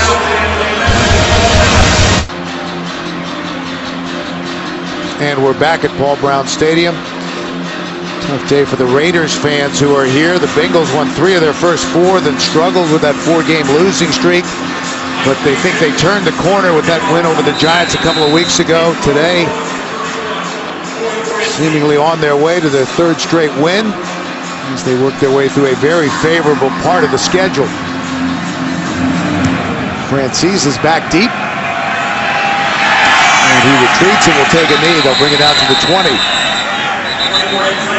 Tonight on 60 Minutes, Laura Logan travels to Africa with legendary filmmakers to show you big cats like you've never seen them before. That's 60 Minutes tonight, only CBS. And again, the warm welcome for Carson Palmer. Coming back for the first time to the city where he led this team for 7 seasons.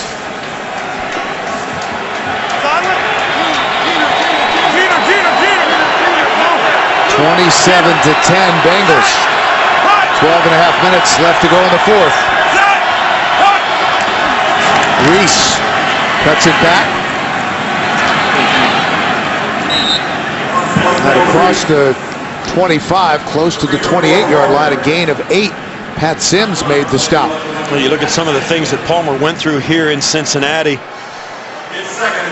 Fewest passing yards. Now these are obviously when he was playing for the Bengals, but 93 yards all the way back in 05. All three of those 5 were against Cleveland. He might wake up nights thinking about the Browns. 14 of 24 for 108 yards. Touchdown and an interception. Again, the Raiders will run it. Reese. Palmer tried to throw a block. Reese keeps his feet. Finally out of bounds. Terrific individual effort from Marcel Reese. Carson Palmer trying to give him a little help and does actually keep the pursuit from pulling him down from behind. Watches Palmer, hands it back off to him, then ends up out in front. Comes back and throws a block right there on Michael Johnson. So 1st and 10. So Raiders able to move the chains from their own 34. Stewart wrapped up after a gain of 1 by Maualuga. Maualuga, the quarterback of this Bengals defense, came in leading the Bengals in tackles. He's really stepped up and become a leader on the Cincinnati defense. Fontez Burfict was that free agent rookie, thought to be potential #1 draft pick, but had a terrible season at Arizona State, so signed as a free agent. He said he admired Ray Maualuga, can't believe that he's getting a chance to play beside him. 2nd and 9 for Oakland. Palmer to Stewart. Stewart with a big gain into Cincinnati territory and wrestled out of bounds at about the 40 by Chris Crocker. And for the first time, the Raiders pull off their own big play as Carson Palmer steps up into the pocket, finds Stewart very late. He's looking to his right, then comes back late to his left. Stewart makes one player miss. Reggie Nelson misses that tackle, and then it's off to the races. Great job by Palmer. Looking right, and then throwing late to his left. Gives Stewart enough room to make the big play. He spotted inside the 40 at the 39. Just over 10 minutes remaining in the 4th. Palmer trying to set up the screen to Reese. With running room and another 1st down for Oakland. Maualuga finally made the stop. Yeah, and that was well timed by, and there's a late penalty coming back now. I love this play call because just when you've kind of hit the Bengals defense in the mouth. Flipping, number 65, 15-yard penalty, repeat 1st down. Mike Brizell. I don't know if they thought they saw something or whether they did. Brizell, I think they thought he blocked Maualuga in the back. I don't know that he made contact. Right here, watches. He's going to end up against Maualuga right there, and we'll see if he blocks him in the back or if he just falls down. He just falls down. That's a bad call by the officials. And that's the one thing that makes coaching staff really mad. It's one thing to miss a penalty, but don't call a penalty that doesn't happen. So back near midfield, short drop for Palmer. They run the slant, incomplete. Yeah, that was a horrific penalty call on Brizell that puts the Raiders back in a second and very long. The rookie Kreiner was the intended receiver. It's a great break by Newman on the ball. Gets there almost simultaneously with the pass, and that's a good no call. You're not going to get that one. But that clipping call and play ago has really killed this drive by the Raiders. It's a penalty call that they didn't deserve. 2nd and 20. Palmer. Better in the screen, and that time it goes nowhere. Geno Atkins right on the spot, continuing to play at a high level. Well, fool me once, shame on me, and the Raiders are going to try and fool them again, and they're not going for it. They just went to the same screen pass to the other side of the field, and the Bengals don't go for it. Geno Atkins, who, as you said, is playing at a high level, leads that defensive front four. They are gifted, talented, and they are highly motivated. Timeout on the field called by the Raiders. Back at Paul Brown Stadium, 3rd and 24 for Oakland. Hurt by a questionable penalty. They were on the move. Now facing 3rd and long. Palmer has to run for his life. Finally gets rid of it, incomplete, and really threw it away. And that's been the difference, and we said it early on in the game, and actually in the open, when the Bengals can get pressure with just 4 rushers, they're really tough to beat. Those outside rushers come right away. Carson Palmer can't even gather himself to make a throw. That play was beaten before the start of it by those 4 rushers up front for the Bengals.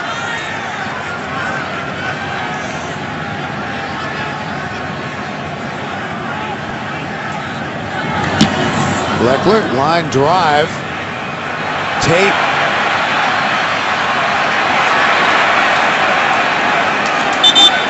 And not much doing on the return. Tywan Jones was down the field in a hurry. 6-yard return, a 42-yard punt. Let's take a look at the kind of day it's been for Ben Jarvis Green Ellis. A big play early, and then the touchdown run. Had another one, and again, not known as a home run hitter. The guy who can give you some tough yards on a steady basis, but today he's had some big plays. 17 carries, 125 yards for Ben Jarvis Green Ellis, and he gets it again, reverses his field, and cuts it back to the 20. As we've talked about all game, you get a guy like Ben Jarvis Green Ellis in complement to this roster with 7 wide receivers on the 53-man roster. They can throw it around. They've got lots of options if they want to air it out. Whatever Green Ellis can give them is going to be gravy, and it's also going to make an enormous difference in the big play category because defenses will have to play honest with all those playmakers on the outside for the Bengals. 2nd and 6. Nice job coming up by Michael Huff. And Philip Wheeler made the stop. Think about it, you see that guy, A.J. Green, who we spoke about earlier as well. He's got a streak of 9 games in a row with a touchdown. Has not been looked at too much today. Has not had very many opportunities. And believe me, the Raiders know where he is at all times. They are doing everything they can to keep him off the scoreboard. 2 catches, 63 yards. Had the one big play. It's been a fairly quiet day for A.J. Green. 3rd and 6 with Dalton and the Bengals. And let's see if they rule out a fumble. Raiders try to bat it back inbounds. They did a nice job of it. They will sort this out.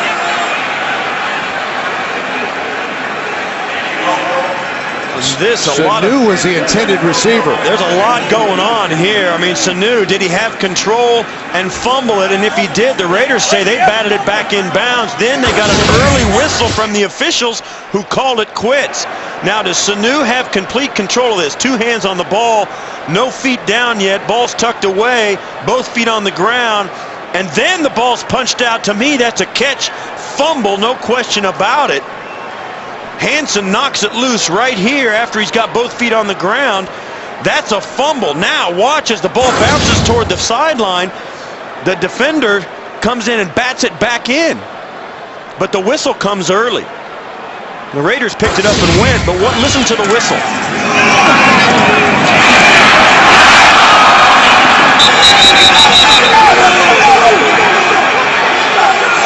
That's an early whistle because the ball was not out of bounds when the defender batted it.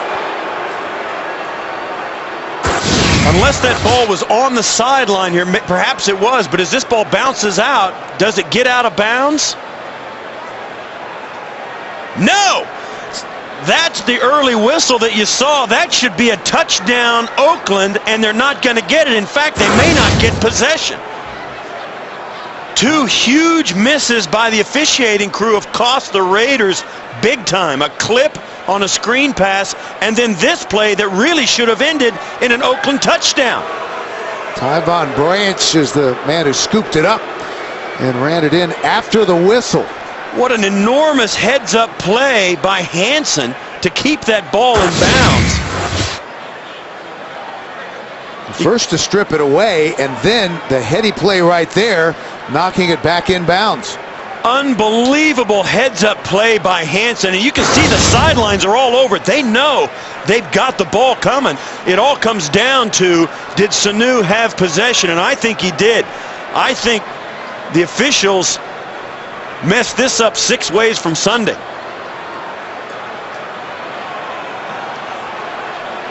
And you can take a lot of things back, but you can't take back the whistle.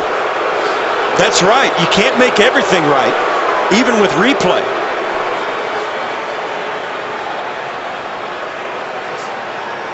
The ruling on the field was that Cincinnati completed a pass. The ball became loose. While the ball was loose, there was an inadvertent whistle. Therefore, Cincinnati has the option of taking the ball where the ball became loose or replaying the down. They have chosen to replay the down, so we will replay their down. An inadvertent whistle completely crushes the Raiders on that play. And believe me, I'll hand it to Alberto Riveron for admitting an inadvertent whistle. Yeah, and that's the inadvertent whistle, and that is a game changer for the Bengals, a game saver for the Bengals, and a game changer for the Raiders. And I'll tell you, you would think that there would be an obvious possession, and there was an obvious recovery by the Raiders, and I don't know why that doesn't go past the whistle. But it doesn't. Because of the inadvertent whistle, everything goes dead at that point because there was no possession. So not only is it not a turnover and not a touchdown, but the Bengals keep the football. And you can't overstate how bad that is. And there's no question. And the officials knew it. It was an inadvertent whistle. A tremendous play by Joselio Hansen to knock the ball loose, keep it in bounds, give his team a chance. They scoop it up, run to the end zone only to be called back. And it's still Bengals ball, and replay the down that the Raiders have stopped already.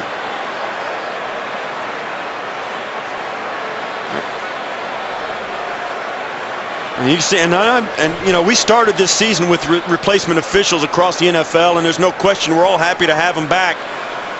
And this is one of the most difficult sports to officiate, but Dennis Allen has to stand there, and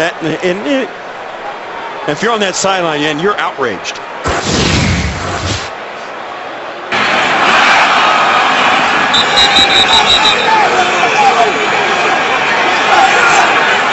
It was almost like they had anticipated that it would go out of bounds and blew the whistle despite what was happening on the field. Well, right now the officials are saying, is there any way we can get this right with what the rules say and what we're able to do? And they can, because Oakland deserves the football. Actually, Oakland deserves a touchdown. They're not going to get that, and now they can't even get possession of the football, and there's nothing the officials within the rules can do to help them or to make it right, in other words.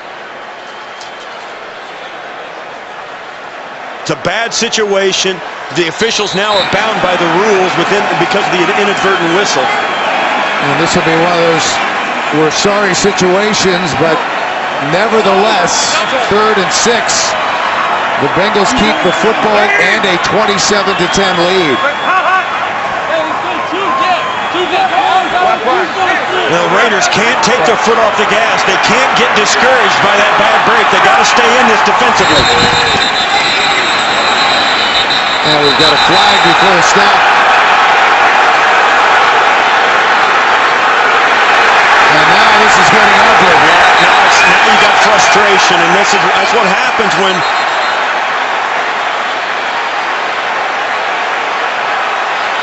started with Andrew Whitworth and Lamar Houston because of a questionable late hit on Andy Dalton. And I'll tell you what, you do not want to be at the bottom of that.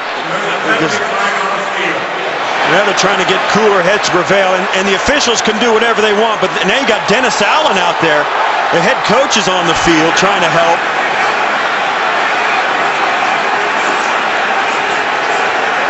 And there's some guy, Tommy Kelly there with his helmet off. And the officials can do what they want, but it really takes players to pull those things apart. The officials can't get that done. You've got to let the cooler heads of the players pull those guys apart.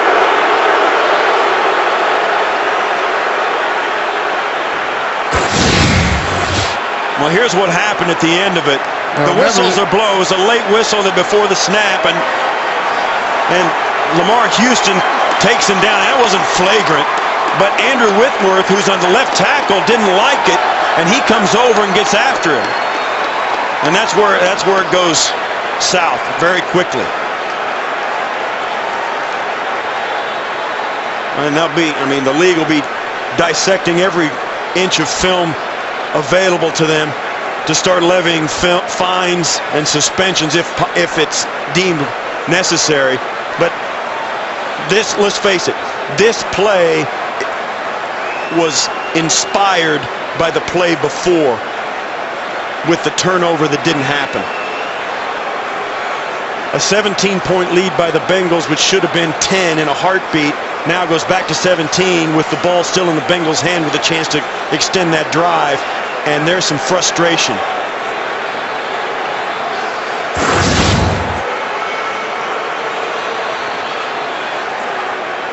Another conference. Now Riveron has had his hands full. See if they get Shaughnessy for throwing a punch. Well, I'd be surprised if anybody got ejected, even though there was some offenses going on down there. Well, what happened is, to begin with, Whitworth. There are 3 fouls on this play. The first foul is a false start by number 71 on the offense. The second foul is a personal foul, unnecessary roughness by number 77 Cincinnati. He has been ejected. So Andrew Whitworth is out. He'll have to leave the field. Then there are 2 other fouls. Number 93, personal foul, unnecessary roughness, came off the bench from Oakland. He is ejected. And number 99, personal foul, unnecessary roughness from Oakland. He is also ejected. We will replay third down at the previous spot. So Lamar Houston and Tommy Kelly are done for the day. And Lamar Houston was the guy who took Dalton to the ground. Whitworth, he's not helping things right there. I mean, he's not happy. But I don't think he turned around his left tackle. That play on Dalton happened behind him, and he came in late, seeing Dalton on the ground. And that's Whitworth, and he's the guy, kind of the instigator of the whole thing. Cooler heads were going to prevail. Whitworth came from all the way from left tackle over to the right side, thinking his quarterback had been waylaid, and it wasn't. Both those guys have to leave. That's a long walk. The crowd's letting them hear about it. In the huddle, Cincinnati. 5-yard penalty, third down. And now the Bengals get caught for 12 guys in the huddle. They get another 5 yards tacked on. This has not been a good stretch for Alberto Riveron and the officiating crew.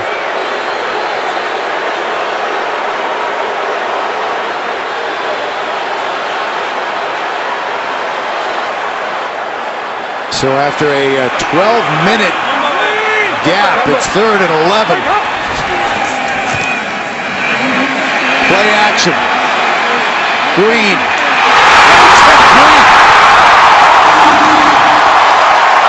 Goodness gracious. What a sequence this has been.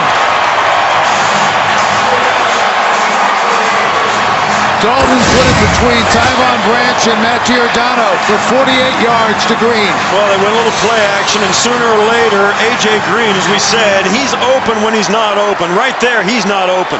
Giordano and Tyvon Branch are all over him. Dalton does a great job of putting some air under that and dropping it down. A.J. Green pulls it in.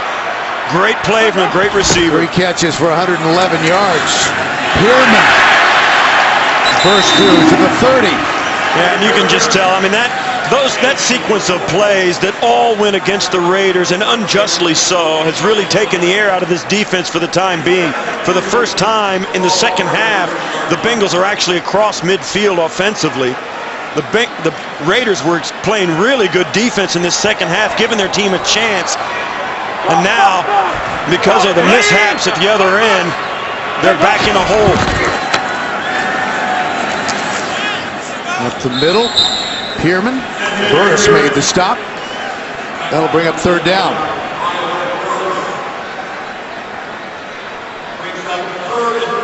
Miles Burris, rookie out of San Diego State, continues to run inside of 6 minutes remaining here in the 4th.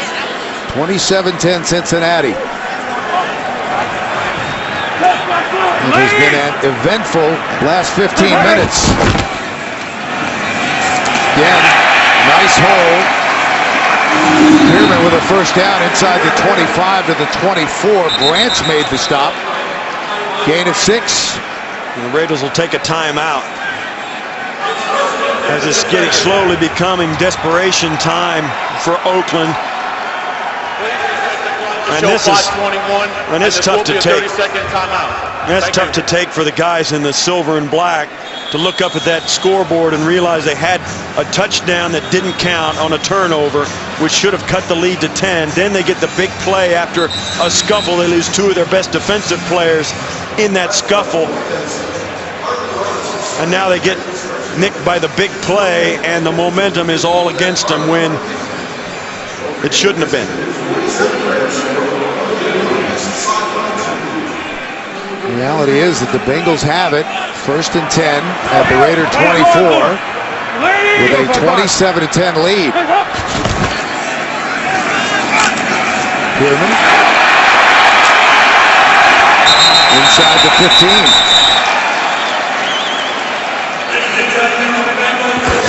Blaine made the stop along with Giordano. Bengals are on the move. Once again, Pierman coming off in compliment to Benjarvis Green-Ellis. A little bit faster, does a nice job there, going down, making sure he stays in bounds. The clock is the friend of the Bengals right now. They're up 2 scores, and they'd love to score a touchdown here with 0 time on the clock if they can manage it. But with 4:45 and counting, time's running out for the Raiders. 17-point lead for Cincinnati. Pierman from the I formation. Spins his way down to the 11-yard line. Michael Huff made the tackle. You know, you really got to tip your hat to the Raiders. They looked awful in the first half, and the Bengals were in complete control. But as soon as the Bengals kind of stood up and didn't come out with the same intensity, the Raiders came out and played extremely well in that third quarter and dominated. They turned it into 10 points, climbed back, and gave themselves a chance in this game, have held Cincinnati just one field goal in the second half. And really, for a team that's 3-7 to come out and put that kind of effort forward in a game that looked lost early on, you really got to tip your hat to Dennis Allen. Christo Billikini getting some time in that interior defensive line. Well, they wanted to get A.J. Green the record. Miscommunication. He was locked up with Ron Bartell, the cornerback. Bartell, who A.J. Green missed it. I mean, there was a call there that A.J. Green, you see there, he didn't hear that. And that's a wasted play for the Bengals, and what could have been a pretty good opportunity. If A.J. Green would have been trying to get to that fade, he would have been out there. Let's see if they give him another opportunity. Trying to make a little bit of history. Keep it on the ground. Pierman delays and then shoots through. And down to about the 7. Giordano made the stop. Gain of 4.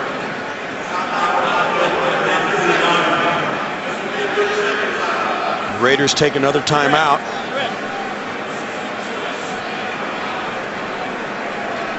.46 left to go here in the fourth. 27-10. The Bengals are threatening once again.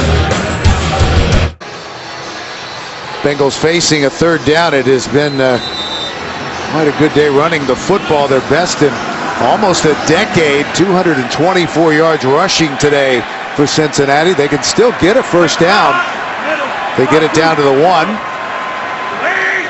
3rd and 6. Well, they look for A.J. Green here. Gresham, touchdown. He strolls in.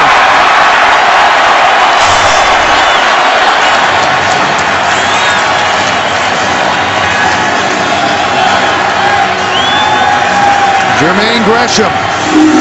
Well, you get a tight end at 6'4", 260 like Gresham, who's a real athlete. Put him against a 5'11" safety, get a one-on-one, and that's, if you can get him the football, it's going to be a tough defense.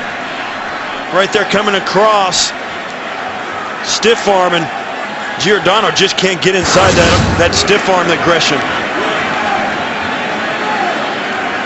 4th touchdown catch of the season for the third-year man, former first-round pick out of Oklahoma. And that will do it. 34-10 with 3:39 left to go. Gresham in the Pro Bowl last year at tight end, going to come across, catch this ball, and then throw that big stiff arm. You're 6'4" with a big wingspan like Gresham. It's hard to get inside that arm. He extends that arm. You got to have a pretty good reach to even touch him.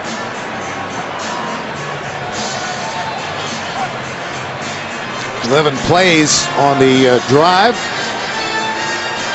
And that, it sputtered at the beginning with the... Sputtered would be a word. Yeah. Really, the difference was the long play to A.J. Green that got them out of their own end. But if you look now at what this means, if with Pittsburgh losing, going perhaps going to 6-5, trailing Cleveland, Pittsburgh could fall to the exact same record as Cincinnati. Cincinnati hangs on to win here. So best case scenario for the Bengals as they start to close the gap on those two teams up above them. Indianapolis playing Buffalo at home.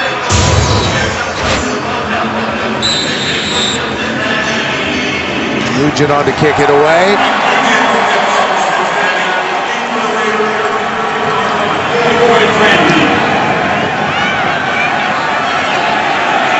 And Cease.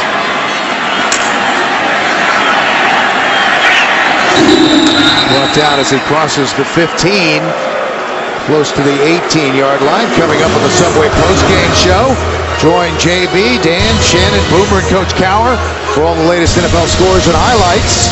It's all coming up on the Subway postgame show.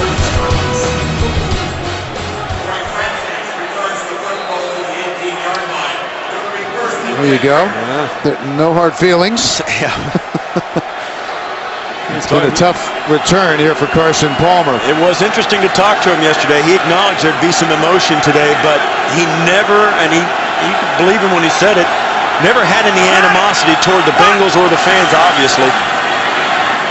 And when the delay to Reese.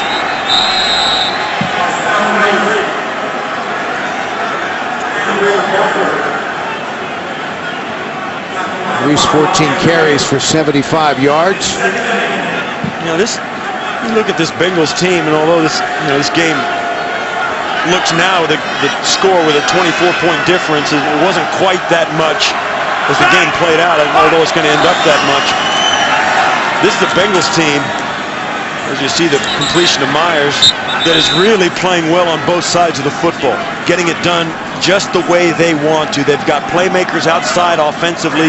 Defensively, they're keyed by that front four and Geno Atkins and Domata Peko, along with some help from Manny Lawson and Michael Johnson. Robert gathers. They've got a great defensive line rotation that gets a lot of pressure, and with Gresham, A.J. Green, and now Mohamed Sanu added to the mix, along with Dawkins, who's not in, who's hurt at the moment. They've got a lot of playmakers offensively and a really stout defense. Palmer will throw to Reese, and that'll be a first down. Marcel Reese. The clock will stop at 2:14. And you look here at the Bengals' upcoming schedule. San Diego, Dallas, Philadelphia, all three with losing records. And then when you get to those last two games at Pittsburgh, that's the big one. And of course, Baltimore here in Cincinnati. Three of those five on the road and two here. But those last two games against Pittsburgh and Baltimore, just the way you kind of want to end up this season. The Bengals are going to be in a much different position when that game rolls around. Palmer, incomplete. Had to try to check it off to Reese, and that was at the feet of Marcel Reese. Incomplete.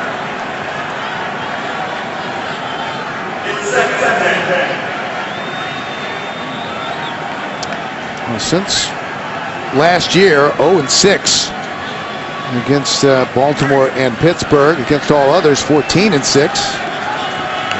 Now, they've had their share of success under Marvin Lewis against those teams, but not so since last year in the first half of this year. Keep it on the ground. Reese. And that will take us to the 2-minute warning. Bengals with things in hand here in Cincinnati, 34-10. Andy Dalton has had a lot to smile about the final 2 minutes here in Cincinnati. The Bengals lead at 34-10. 3rd and 10 for the Raiders. Carson Palmer, incomplete. Threw it behind Marcel Reese, and things just not getting any better for Carson Palmer. Well, it started out hard as he took a shot early on, first series, and then another one in the first half. This one was also the pick in the first half that ended up off the deflection. Sack strip by Manny Lawson. Ended up in a turnover as well. Been a rough homecoming, or at least a rough return trip to Cincinnati for Carson Palmer. The Raiders will go for it on 4th down. Palmer, that would have been short anyway. Brandon Myers, the intended receiver.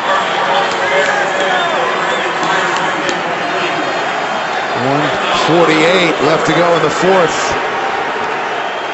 And coming up on the Subway postgame show, join JB, Dan, Shannon, Boomer, and Coach Cower for all the latest on the action here in Week 12. That's all coming up on the Subway postgame show.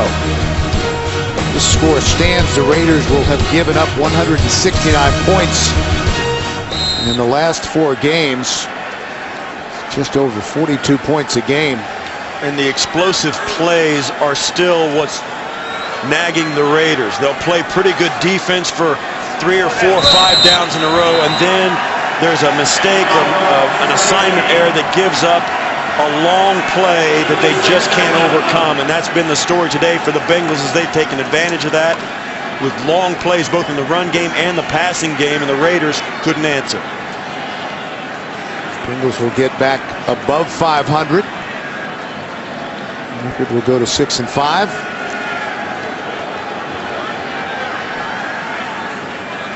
And again, just letting the clock run out. 34-10. As of this moment, Steelers trail.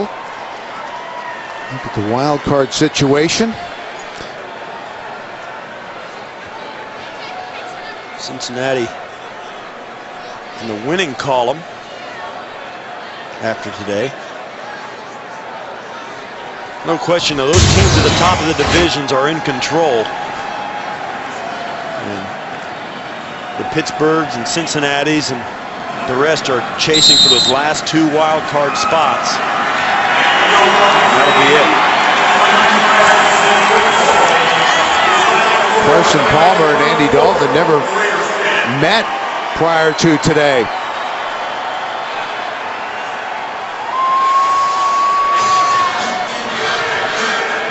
Solid day for Andy Dalton. Solid day for the Bengals despite a couple of controversial calls. So for Steve Tasker, Bill McAtee saying so long from Cincinnati. The Bengals have won it. Coming up, it's the Subway postgame show. We'll take you to New York for all the scores and highlights. After this, you're watching the NFL on CBS.